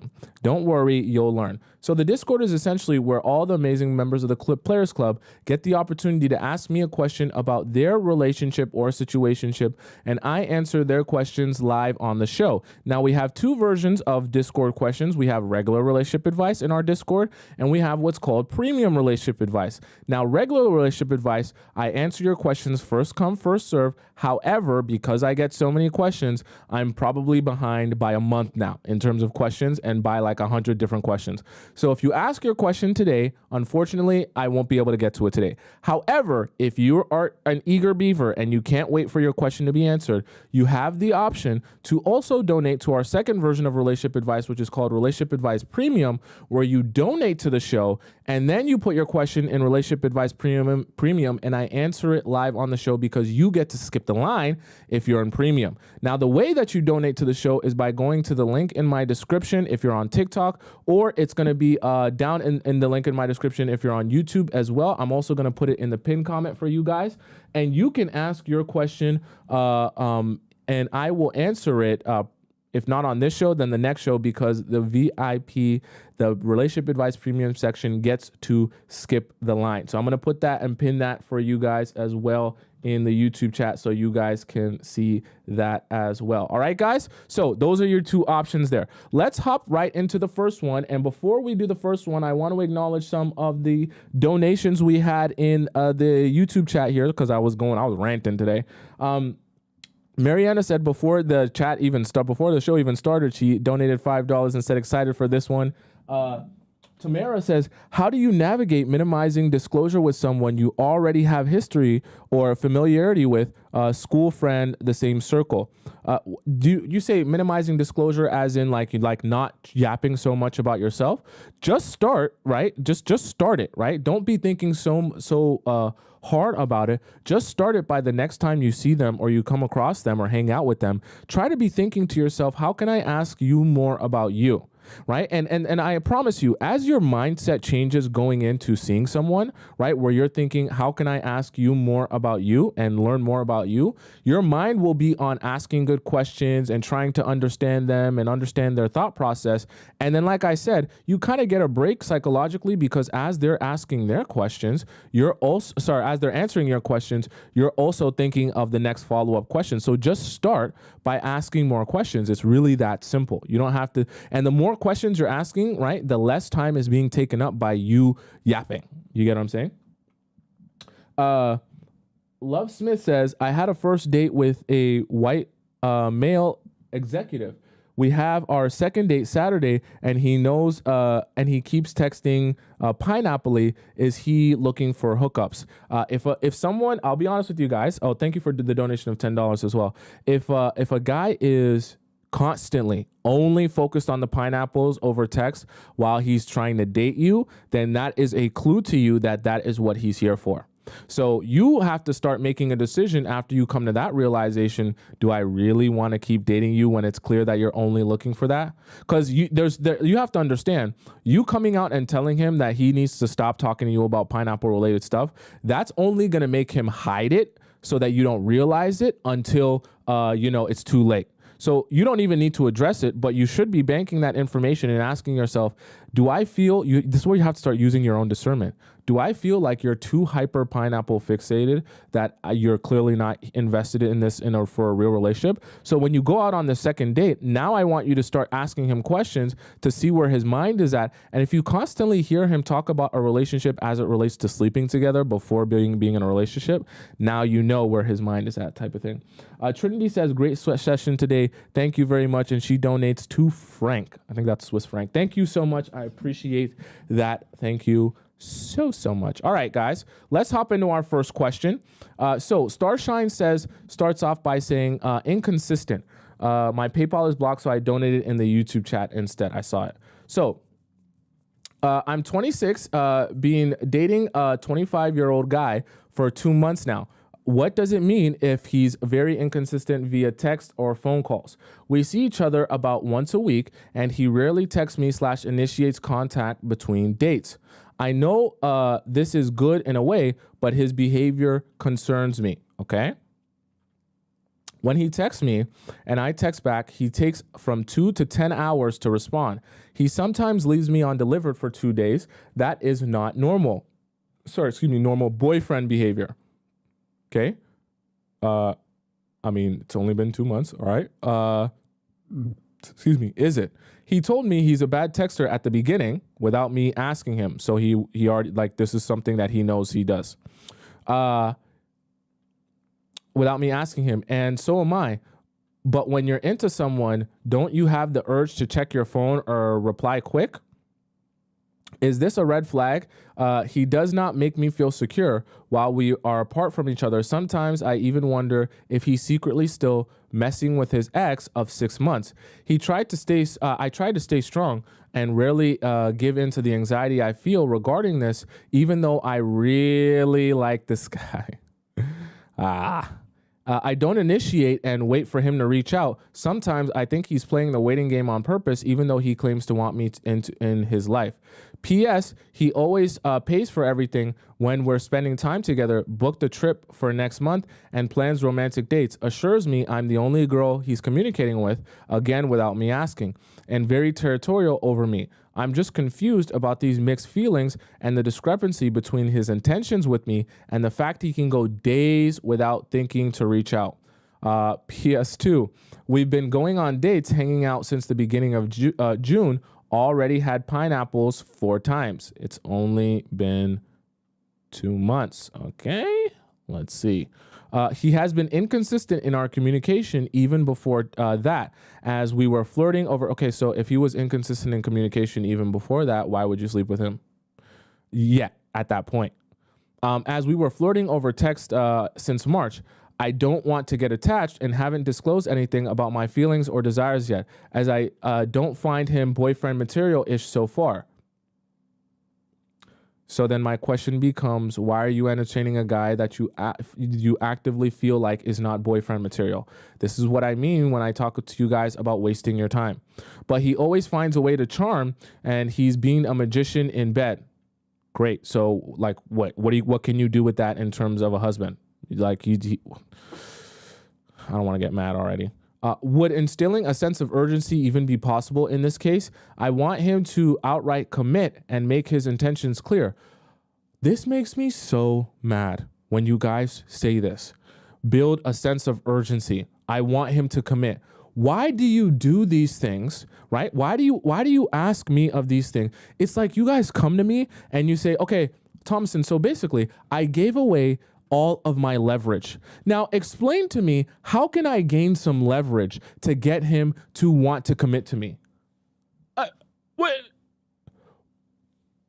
Why, if you knew that this was seriously that important to you, why would you easily give up all of your leverage? Right? I hate to make this sound so transactional, but like that is your leverage. You understand? He wants something from you. So if you know that you're looking for urgency and commitment from him, why are you openly giving out your leverage and then coming back and saying, well, I gave away all my leverage, so tell me how to negotiate? Girl, you can't negotiate when you have no leverage. That's not how business works. Okay? I know this is a relationship, but the same thing applies. Okay? He introduced me to his mom and sister when I stayed at his place once. They kind of heard me screaming. What? What are you talking about? What you mean by that? They heard you screaming. Screaming for why? So I doubt he'd be so bold if he still was with his ex. I tell you, boy. I believe he's very good at playing games and could actually be red pill influence. Heard him speak of cucks and simps. I'm not going to describe to you what cucks are for those of you who don't know. Just search it on your own time. With utter disdain, describing other mutual friends of ours, which I don't find fitting into these categories. PS3. He has said also multiple times how much he likes and appreciates my feminine behavior and outlook, that I insist on a man being a gentleman and carrying the load. He said this is inspiring and that's only right. However, I get the feeling by his actions or lack thereof passively that he's used to being the princess himself in previous relationships. It's funny because the guys tell you that they want to respect you and they don't want you to make it easy for them. And then somehow you guys think that the best way to go about it is to make things easy for him. Okay. So what he's actually describing to you is the fact that you give him the space to be a man and pursue you. He actually really enjoys that. Right. And that's actually making him feel more like a man, the pursuit of you. Now, I know that you're in your mind, you're thinking, bro, you don't pursue me. You barely even text me and things like that. But what I'm saying is it's only been 2 months. Okay. In the span of 2 months, let's even say for the sake of argument, something crazy, like you go on 2 dates a week. Going on 2 dates a week with someone and when you first meet them is already, a lot. So let's imagine you go out on 2 dates a week with someone. That's only in the span of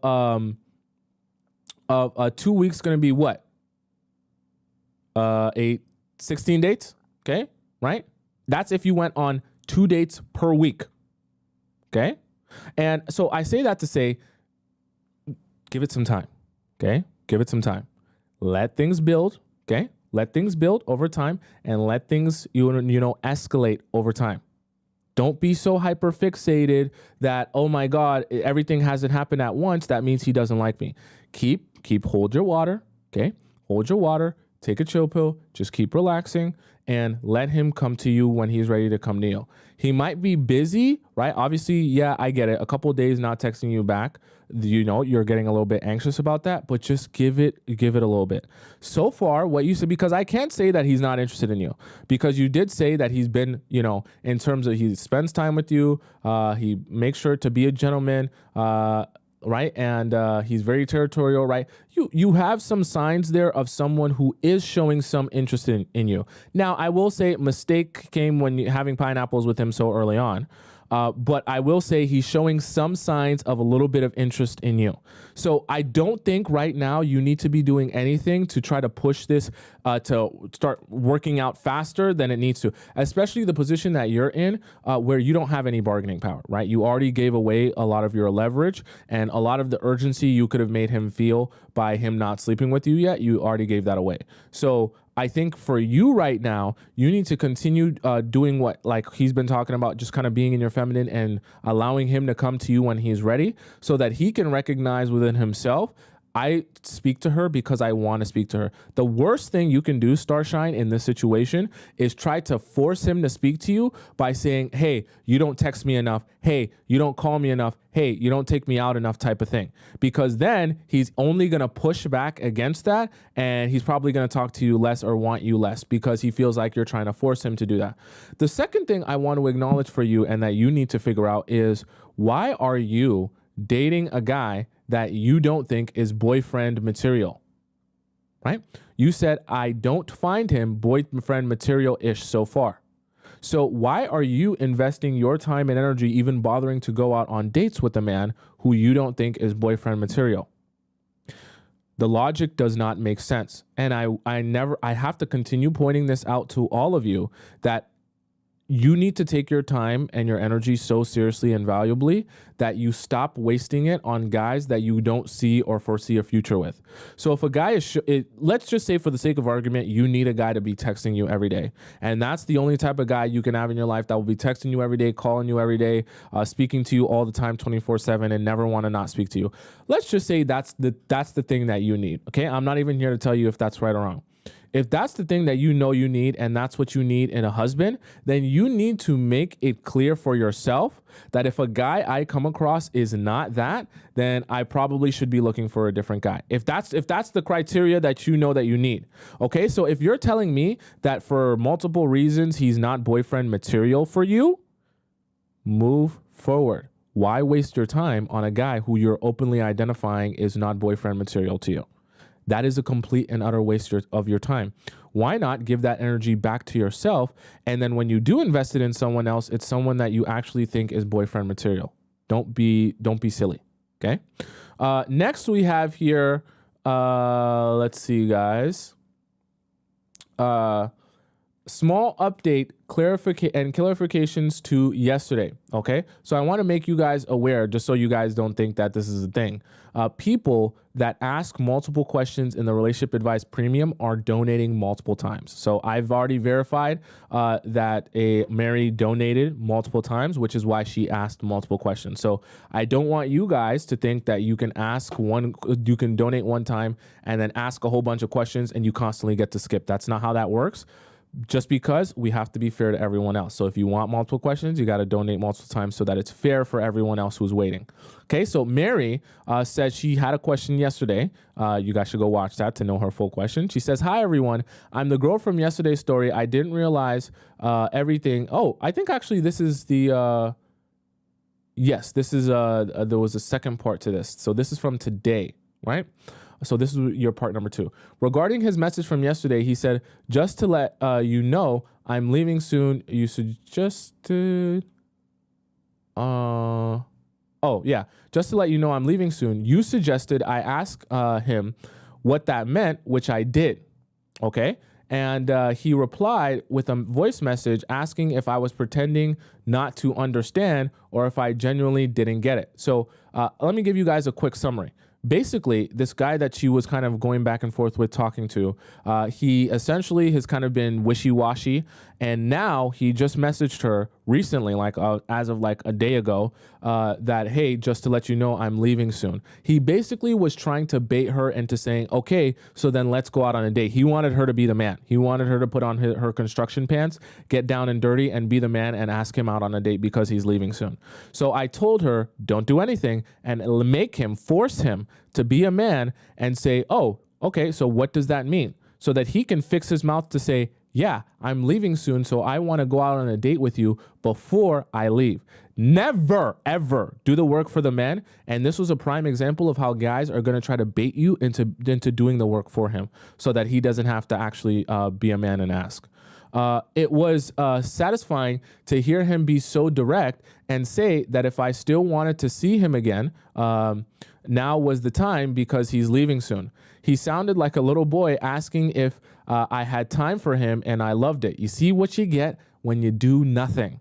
Let those men be men. Never forget, guys, when I'm saying guys, but I mean women, but never forget, as the woman, when a guy approaches you and he wants something from you, it is not your job to make it easier for him to get something from you. So if he wants to spend time with you, let him fix his mouth to say, I want to spend time with you. Can I spend time with you? Right? Guys are going to be very, very sneaky. It's 2024 now. They're going to say things like this just to let you know I'm leaving soon. They're going to leave it there so that you can do the job when you get anxious. Oh, you're leaving soon? Oh, so can we go out on a date on Friday? I would love to go out on a date with you on Friday. Are you free on Friday? Don't do it. And when you sit back, you relax, he'll come to you because he already wants something from you. And he'll fix his mouth to say it if he actually has some cojones. He was like, if you would like to meet, if you would like to see me again, we should meet now. You see how guys get nervous when they have to be a man? But it's good. It trains him that the only way to get access to you is to come out and ask for it. Not to sit around and hope that he's going to get it by backdooring. Okay? I know for a fact that his ego is big and it's not usually his style to be so straightforward. It's great though. You're training him. My question, if he brings up intimacy when we meet, what should I say? Say nothing. I'd also appreciate any general tips you have for the date. Don't worry, he said he's coming to my city and he'll pick me up. See how you get everything you want by doing absolutely nothing? Thank you so much again for your help and sorry for the confusion. It's okay. So, Mary, you got what you wanted by doing nothing, so let that be a lesson to you to do nothing. Okay? And in terms of him talking about intimacy on the date, I don't need you to come out and say, hey, I just want you to know you're never going to sleep with me and I'm so different than all the other girls and don't do any of that, okay?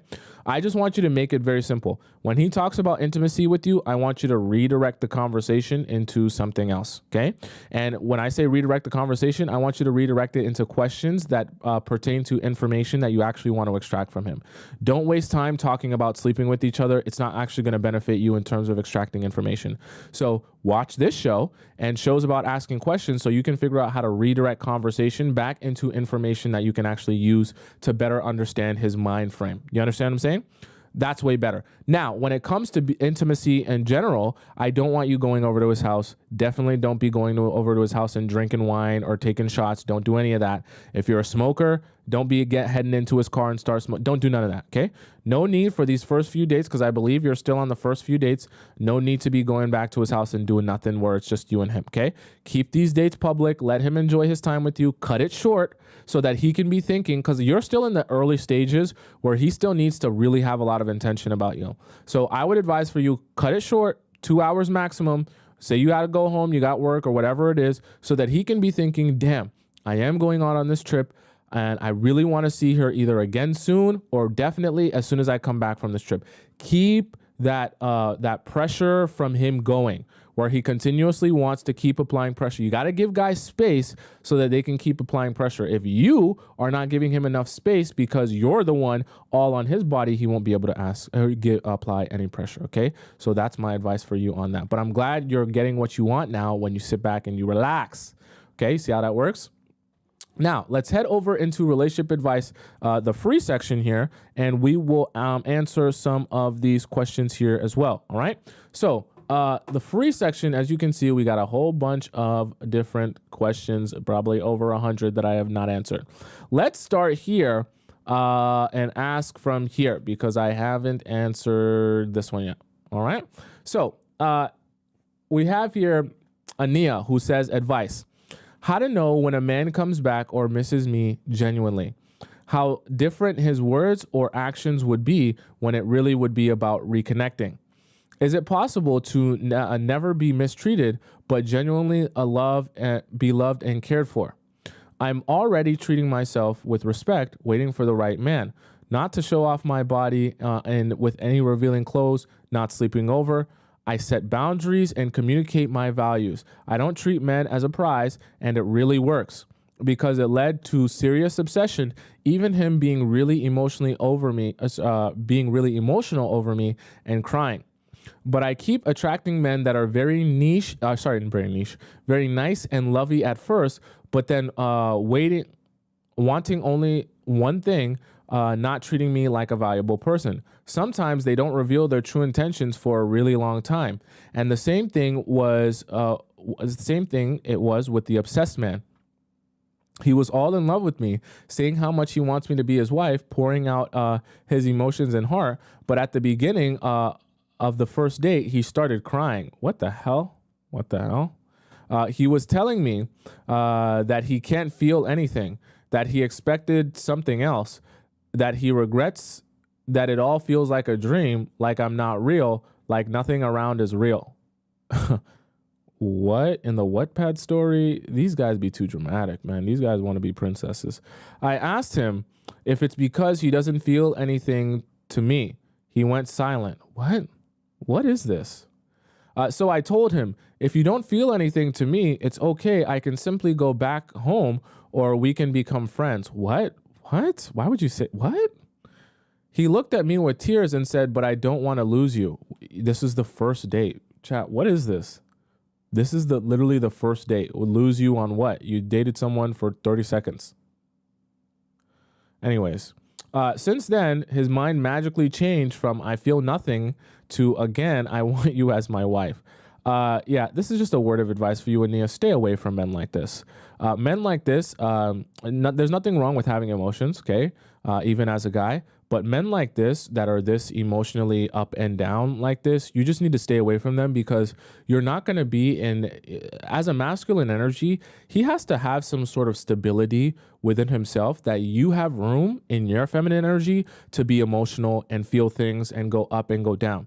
Not that he can't feel things ever whatsoever. He definitely can express emotions, but he has to be a little bit more emotionally stable so that you can express your emotions. This first date, he's crying. I feel nothing. And then the next day he's like, I want you to be my wife, but I feel nothing. Like that's way too extreme. Okay.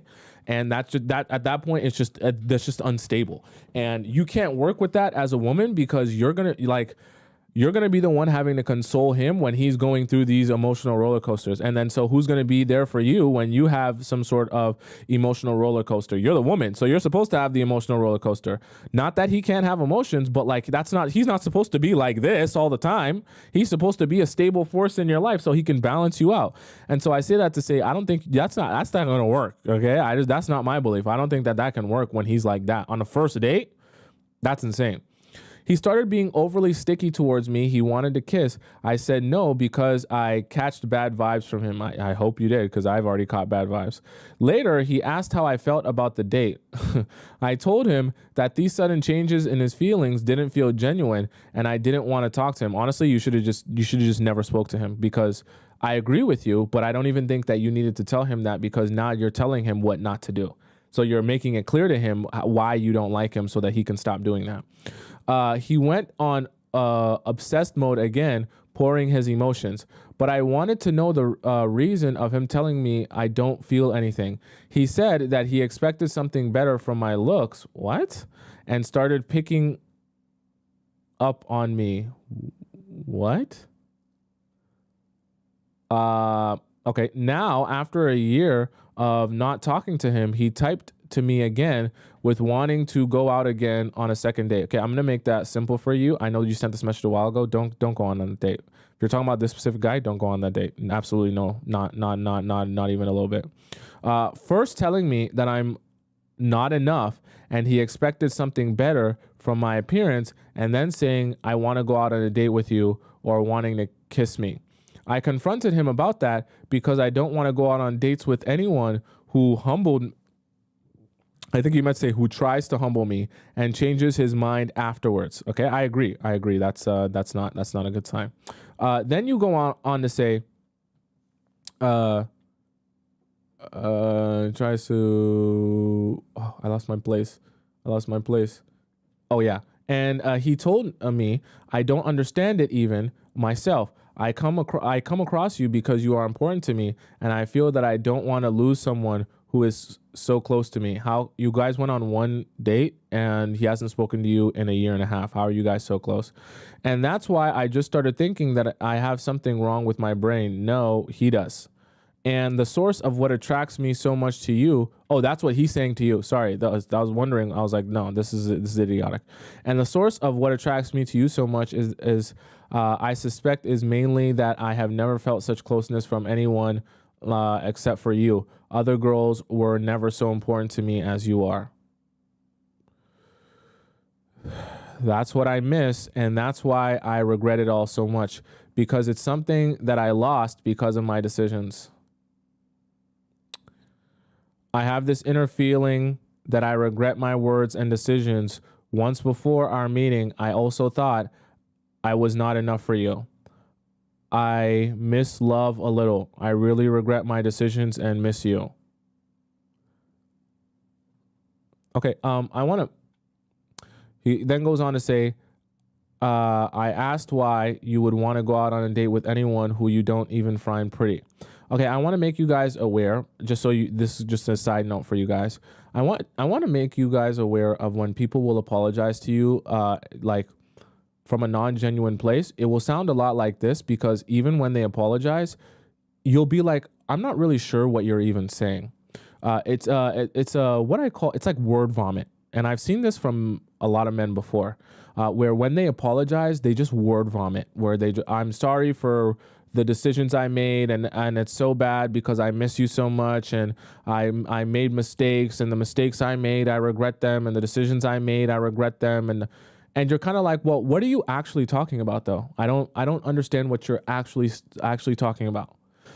You're not being specific, and it sounds very vague, like you took it out of a romance novel and you pasted it in here. Okay. This is one of those signs where one of two things is happening. Either he's not emotionally intelligent enough to know how to properly apologize for wronging someone, or number two, he literally just doesn't mean it genuinely, which is why he's being so vague, right? You wasted your time. You asked why we want to date if you didn't find pretty. See, now you're fishing for a reason when it doesn't matter. You don't want to be with this guy. And he answered, that's why I want to meet up with you, to see you again, to check if my brain is not effed up, because I have no idea why I said that. The last thing he said sounds like I would have to prove myself that I'm actually enough for him. That's why I ended the conversation here.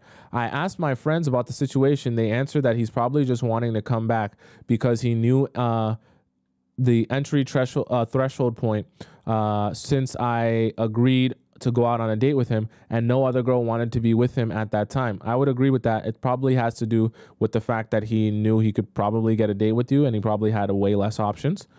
They said he probably only wanted one thing from me. I would agree. I asked him before if he was in a relationship since our date, and he said, no, I live under a rock. I don't know what to think about it at all anymore. Okay, So thank you for your question here, Ania. I'm going to be very straight up with you. For no reason whatsoever should you go out on a date with this guy, go out to eat with this guy, grab a snack with this guy, grab coffee with this guy. You shouldn't do anything with this guy, okay? I don't even want you going to the same movie theater as him, okay? Don't do nothing with him, right? There's no reason for you to. He's a lot of red flags, and you can't do anything with a guy like that. There's no offense to him, right? Like I said, nothing wrong with being emotional, but you can't do anything with a guy who is on that, wide of emotional extremes on a day-to-day basis, or for in some cases, for in an hour-to-hour basis. It's just that's exhausting. And there's no way you could possibly build a relationship off of that foundation. You will always be frustrated for the entirety of the relationship because you won't understand why he's doing any of the things that he's doing. Nothing's going to make sense to you. And someone says narcissist detected. Honestly, it's going to feel a lot like that, like being in a relationship with a narcissist. I don't know him, so I don't want to cast any aspersions on his character, but you're going to feel like, the reality of it is the way you're just describing it here, it's like he wants to make you feel like it's your job to do more for him, to prove to him something that other girls haven't proven to him. It's just so stupid. Like, nobody wants him. That's why he's here begging for you to see you again, okay? It's just he's talking like he's in a Romeo and Juliet novel and he doesn't even know you. That's love bombing, and people only do that to manipulate you. So no reason to go back to this guy, worry about him, worry about what he thinks. It doesn't matter because he's not what you're looking for. Don't waste time on him. In fact, block him so he can't continue to contact you and word vomit on you ever again. Don't bother, okay? Next we have here, let's see. I'll do a few in the free section today so we can catch up. This one was deleted. You deleted yours. Okay. So Red says, men are confusing or women are complicated. Hey, Tommy, a guy 22, I think, you don't know his age, that I was interested in said he didn't want commitment, so I moved on very quickly. I feel like that's the end of it. Okay, I feel like that's all you needed. He ghosted me for a month, and I didn't care to text him again after ghosting me. Oh, okay. He then sends me a pineapple video.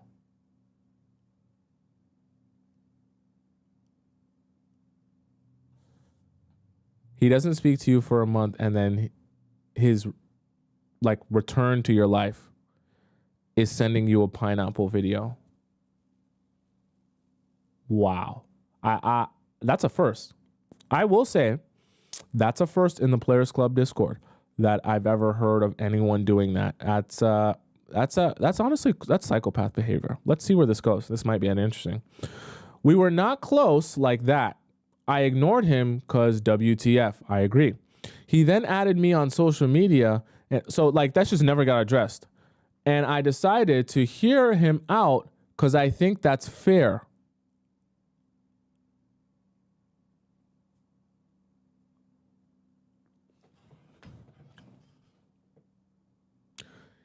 He came back into your life after ghosting you by sending you porn. I don't even know if I can say that. Okay, by sending you pineapple videos. I didn't mean to say that. And your thought process is that he deserves for you to hear him out. If he sends you a pineapple video, what do you think his guys? I recently came to the realization that I do need to do 24-hour streams because I can see how confused some of you are. Because this act is not confusing at all. What do you think a guy who sends you porn for the first time after not speaking to you is thinking and feeling and wanting from you? I keep saying it, but I'm supposed to say pineapple videos, right? Be so for real. I think he was just playing games, but he swears he wasn't. What? Yet he said he was just sabotaging our friendship in order to gain control. He also told me that he's surprised I'm mad because instead of calling him out right away, I ignored him. I'm so confused because if I actually called his behavior out right away after ghosting me, what makes him think that he will actually respect me like that. He won't, so don't fall for the trap. He just wants you to continue chasing him whenever he withdraws from you so that he can continue getting princess treatment from you. I told him, out of respect for my boyfriend, I don't talk to other guys.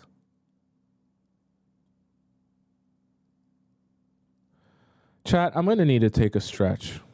Okay? Just let me take a stretch. Because, yeah, this type of stuff, yeah. I gotta take a stretch for a second. Oh, my God. Wow.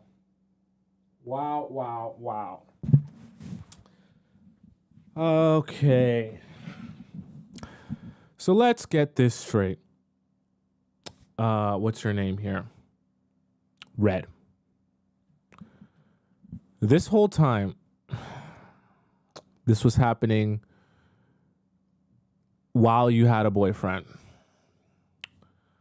So I don't want you guys to miss the context here. So he sent you a pineapple video after not speaking to you for a month. Now you have a boyfriend and he sends you a pineapple video.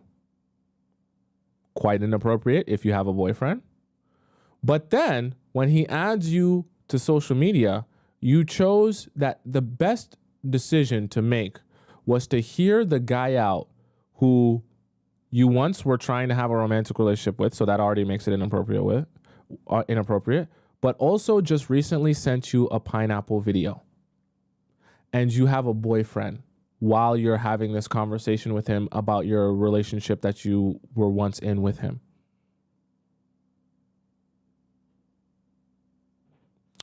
I'll just leave it at that, and I won't cast any judgment, and I'll let you ponder on whether you think that's right or not.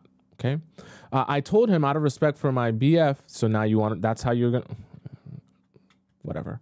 I don't talk to other guys, and he said, I wish you didn't tell me that you have a BF because now I'm going to pursue you.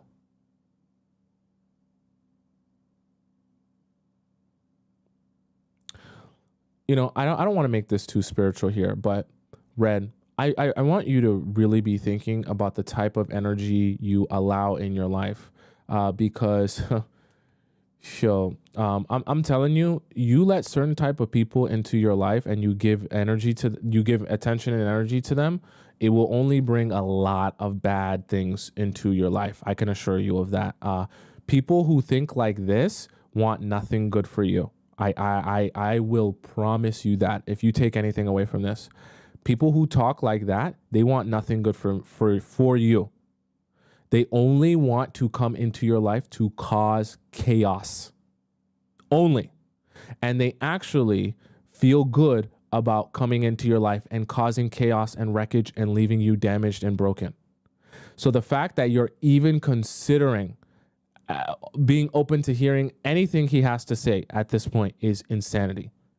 A week later, he has still been texting me, but his messages are ignored. Why not just block him? Why not just block him? What are you gaining from watching him message you over and over again like that? What are you actually gaining? Is it an ego boost for you? Right? Why does he all of a sudden want me when he can't have me? Why? Can you please explain this R-worded behavior? Okay, let me make this simple for you. Stop concerning yourself with why he's messaging you and accept the fact that him even having a conversation with you like this is already inappropriate. And you don't have any business entertaining anyone who is talking to you like this. Okay? Who cares why he's messaging you? Block him. And you know, Red, I know for all of us, it's a lot easier to justify things for ourselves because it's us, and it's a lot harder to see things from someone else's perspective.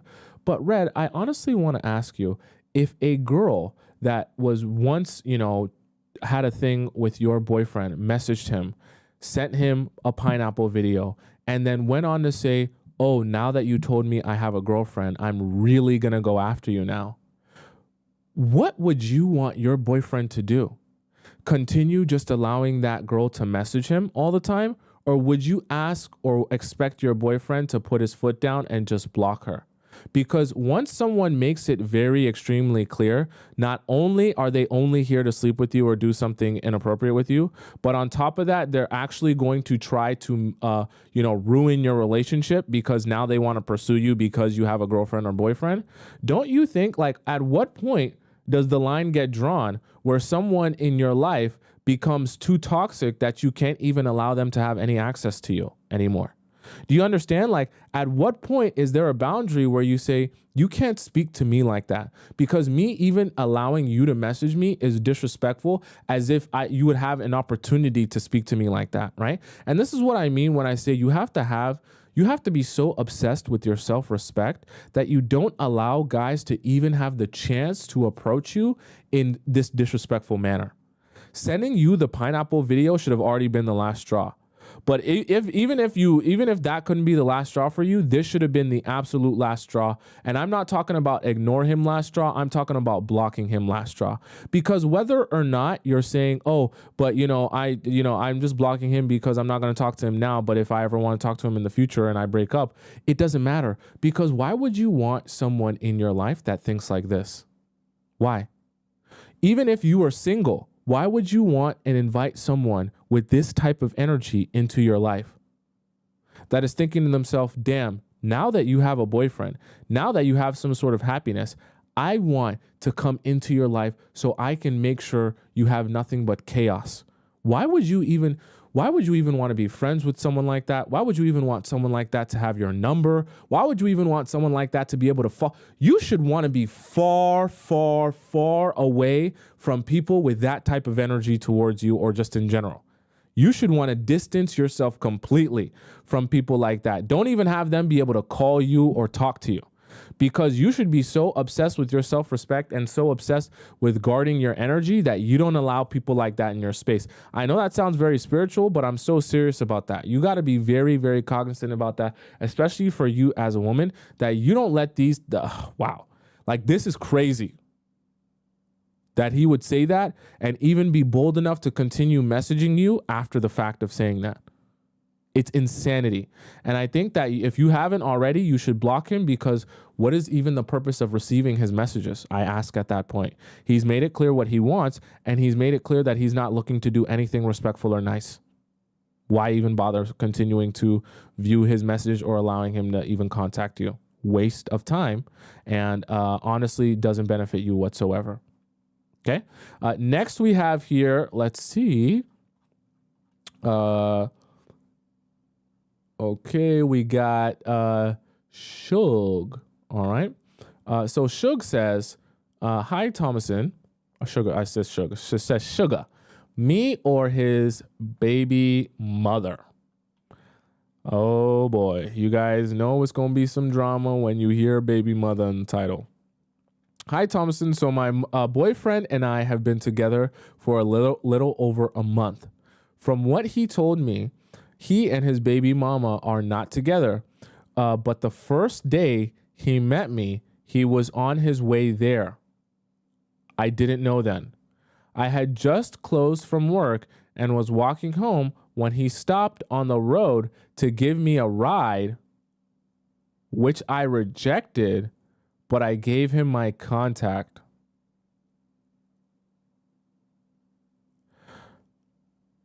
Okay, I don't have a problem with you giving him your contact, but I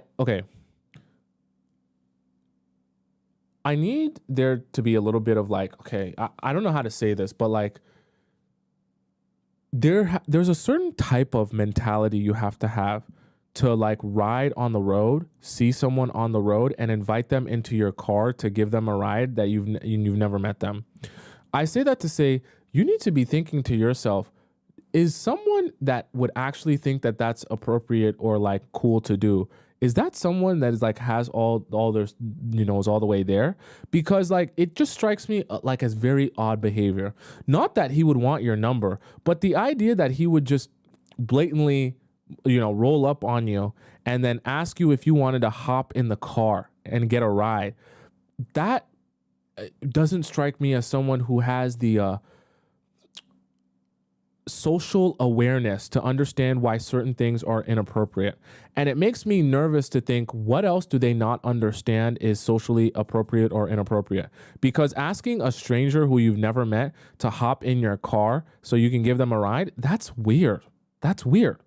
And if he can't understand why that's kind of like weird and strange, then I feel like he might not be all the way there type of thing. Okay? Right? Just a side note.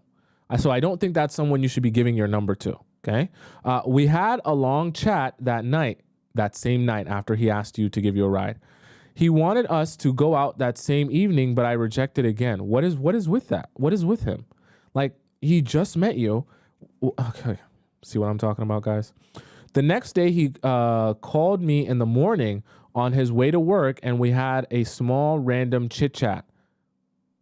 That evening, does he not have work? This is the type of things you should be thinking about. Don't you have to go to work? Why are you calling me early in the morning? That evening, as we were chatting, I told him I wanted to go get some money from the ATM and send it to someone, so he offered to take me. You don't see how this is a safety hazard? How old are you? Sorry, I even forgot. This is your boyfriend now. Okay. He ended up giving me the money instead, and we hanged out for a while. So he pays you for your time. The next day was his birthday, so we planned on going to dinner.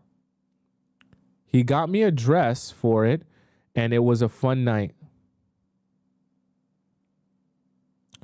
Chat, I don't want you to forget in this message, this is literally day number 2. So he saw her on the road, asked if she wanted a ride to where she was going. She said no. That same night, he asked to see her. She said no. The next morning, he called her, spoke to her, and then that evening, he took her to the ATM. Well, didn't take her to the ATM, ended up just giving her money, and then the next day was his birthday. So this is day number 3.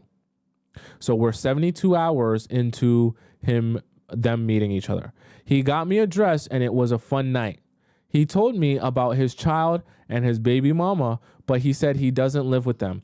Although she lives in a house he bought, he lives in an apartment. I asked him what he wanted with me, as in his intention, which he said he wants me for something serious. So I agreed, and we started a relationship. Chad, I don't want you guys to think I'm exaggerating. This is quite legitimately day number 3. We are 72 hours into them even discovering each other's existence, and they are now boyfriend and girlfriend on day number 3. Day number 1, he saw her on the side of the road, asked her if she wanted to ride. She said no. Day number 2, he took her to the ATM, gave her some money. Day number 3, it was his birthday. They went out for a birthday dinner, and now they're boyfriend and girlfriend in 72 hours.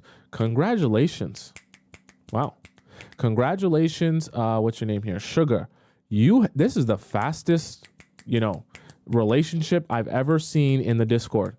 72 hours is our new record for boyfriend and girlfriend. Okay. Horrible decision and horrible thing to say yes to. Also, horribly super red flag, but congratulations, that's the record. Okay. First 2 weeks was nice. Sure, I mean, he's only 2 weeks old to you. You literally haven't met him at all. It's funny. On the 3rd night, do you even know his last name? Do you even know his real name? Because he could have given you a nickname. Wow. But we always have something to fight over. I wonder why. Probably because you don't know each other and you're still strangers. He accused me of infidelity because a friend visited me in my apartment, and when he came there, I apologized for days and told him I love him. You told him you love him? And don't want to lose him, which I regret now because since then, it looks like I'm the one chasing him. He had paid someone in my area who tells him whenever a car picks me up or drops me at my home. He is insecure, yes, but he doesn't want to act right. He calls and gets mad whenever this happens. Chat, are we going to give Sugar the award for dating the craziest man? I have never even fathomed this as a possibility to do. To get someone to watch you 24/7 and say whether or not someone's picking you up or dropping you off. Wow.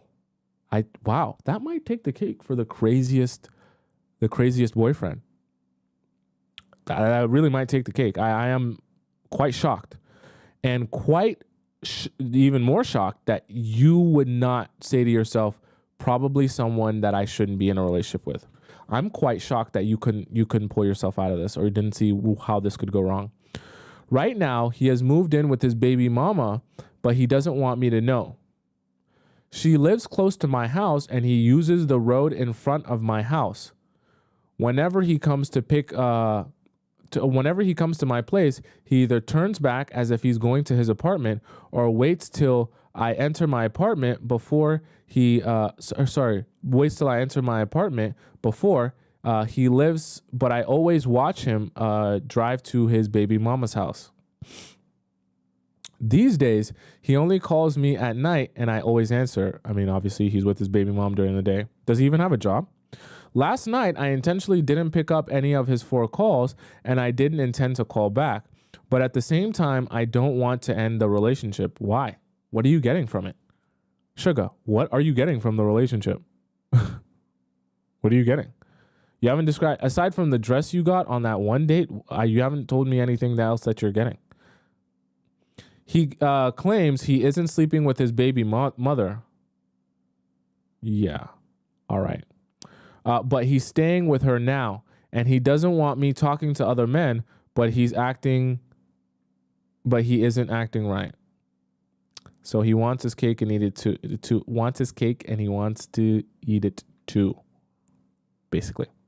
But before then, the baby mama and her mom staying. Wait, what?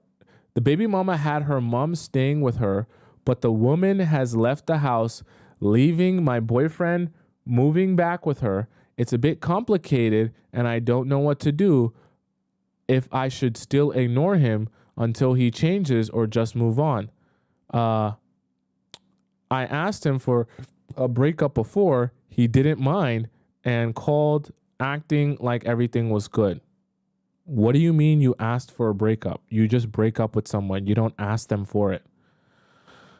Oh my gosh. You need a lot of there's so many things wrong with this situation that you're in, and I'm shocked that you can't identify any of them. But all in all, you need to never speak to this guy again. You're not like, chat, I would love for you women to, because I just think that sometimes I'm not able to step into the mind frame of some of you sometimes, because when you guys send me messages and I read it in detail and you tell me like 15 different red flags, and then in this process of your message, there is never one thing that's actually working out in this relationship. And then at the end of it, you guys say, but I don't want to end this relationship. I always ask myself, what are you even gaining from this? Like, even if you say, oh, but I love that guy, what is it that you love about the person? And this is why I say, I feel like sometimes, in some cases, some of you are attached to literally thin air. And I'm like, what are you actually loving? There's no way you love how he mistreats you.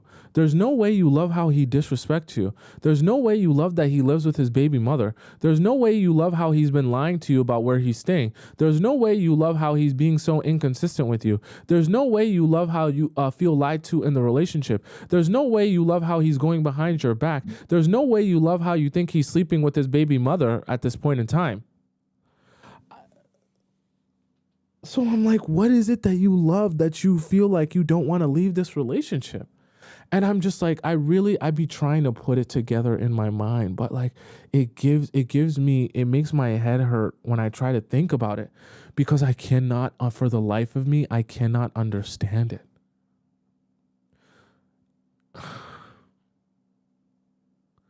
You can have love with someone that doesn't put you through this. And I know it's easier said than done, but like the first step is just getting away from that person. You understand what I'm saying? I know it sounds easier said than done, but the only way you can move forward is if you like wean yourself off of this person. And the only way to truly do that is to never give them access to you again. You got to block them, so you have to forget about them. Okay? And a lot of times when I say block, guys, you guys are thinking I mean block just so that he can't contact you. But for a lot of you, the situation is I want you to block him so that you can actually move forward. Because when you block someone, you don't see their messages anymore. You don't see their picture anymore. You don't see them post anymore. You don't hear from them anymore.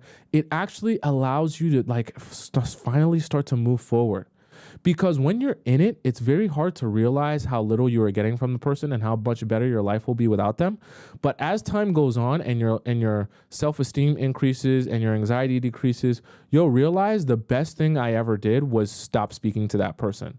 Okay, so I think for you, in your case, Sugar, the first thing you need to do is block him on everything. Number, email, text, delete the Netflix, delete anything that ties you to him, right? And anticipate if he's super crazy, he might show up at your door. But I want you to keep ignoring as long as you possibly can, because you need to get rid of this guy out of your life, so that you can actually start moving forward and thinking about you for once. Because nothing about what do you expect me to say? I'm supposed to give you advice on how to be with the guy that does nothing for you? I'm supposed to give you advice on how to be with the guy that disrespects you? What am I supposed to say? There's magic words that you can say, or a magic potion you can pour on him and make him drink that will magically make him act right or treat you right? That's not how that works. So if a guy doesn't treat you right and he doesn't know how to be a good boyfriend, you stand up for yourself, and you make the decision to say, if you can't show up for me how I expect you to show up for me, you're done. You don't get any more access to me. Sugar, unfortunately, I'm just a human being, right? A regular person with skin who poops and eats cereal. So I can't give you a magic potion that will make a guy who has no intention of acting right and has not shown you at all that he has any intention of actually being a good boyfriend to magically turn into a good boyfriend. He doesn't want to be, he doesn't seem like he desires to be, and he hasn't been being that. So at that point, it's your job to say, if you can't be that, then you can't have access to me anymore. Okay? All right, guys, that's the show for today. If I didn't answer your question, don't fret. There's lots more days where I answer questions. I do this every single day. If you want to send in your question and you want me to answer it ASAP, feel free to go into Relationship Advice Premium section where you can ask your question, but make sure that you donate to the show before you ask your question, or as soon as you ask your question, because I'm verifying whether or not you're donating to the show if you're going to be in Relationship Advice Premium, because you get to skip the line of 100 people. And if you're going to skip the line, it has to be fair to them that you're donating to the show. Okay, so make sure you're doing that if you're in Relationship Advice Premium. For those of you who want, I just spit everywhere. That was nasty. Maybe some of you guys like that. For those of you who want access to, do you want to see my Instagram so you can see everything I'm doing at all times of the day, my Instagram is available at the top left of the screen right there, and you can get it. You can follow me and you can see me all day, every day. Okay. For those of you who are on YouTube, my Instagram is down there at the bottom right of the screen. For those of you who are on TikTok and you missed part of the show, or you want to rewatch parts of the show, it's all available on my YouTube channel. My YouTube channel is just my name. It's right above my head on the top right side of the screen. That's why I'm pointing up there. You can get access to my YouTube channel, and once you go into the live section, when you type it in or you screenshot this and put it in, you'll be able to see this live show along with all the other previous live shows I've done since the beginning of time. And the most best part is that you'll be able to have access to the YouTube chat and the TikTok chat embedded in the show, so you won't miss any of the conversation that's going on in the show. All right, guys, until we meet again. I'm here every weekday, Monday to Friday at 4 p.m. Eastern time. So I'll be here again tomorrow at 4 p.m. Eastern time. But until we meet again tomorrow, goodbye, arrivederci, au revoir, hasta la vista, adios, bon voyage. And I will see you again tomorrow at exactly 4 p.m. Eastern Standard Time. Okay? Bye for now.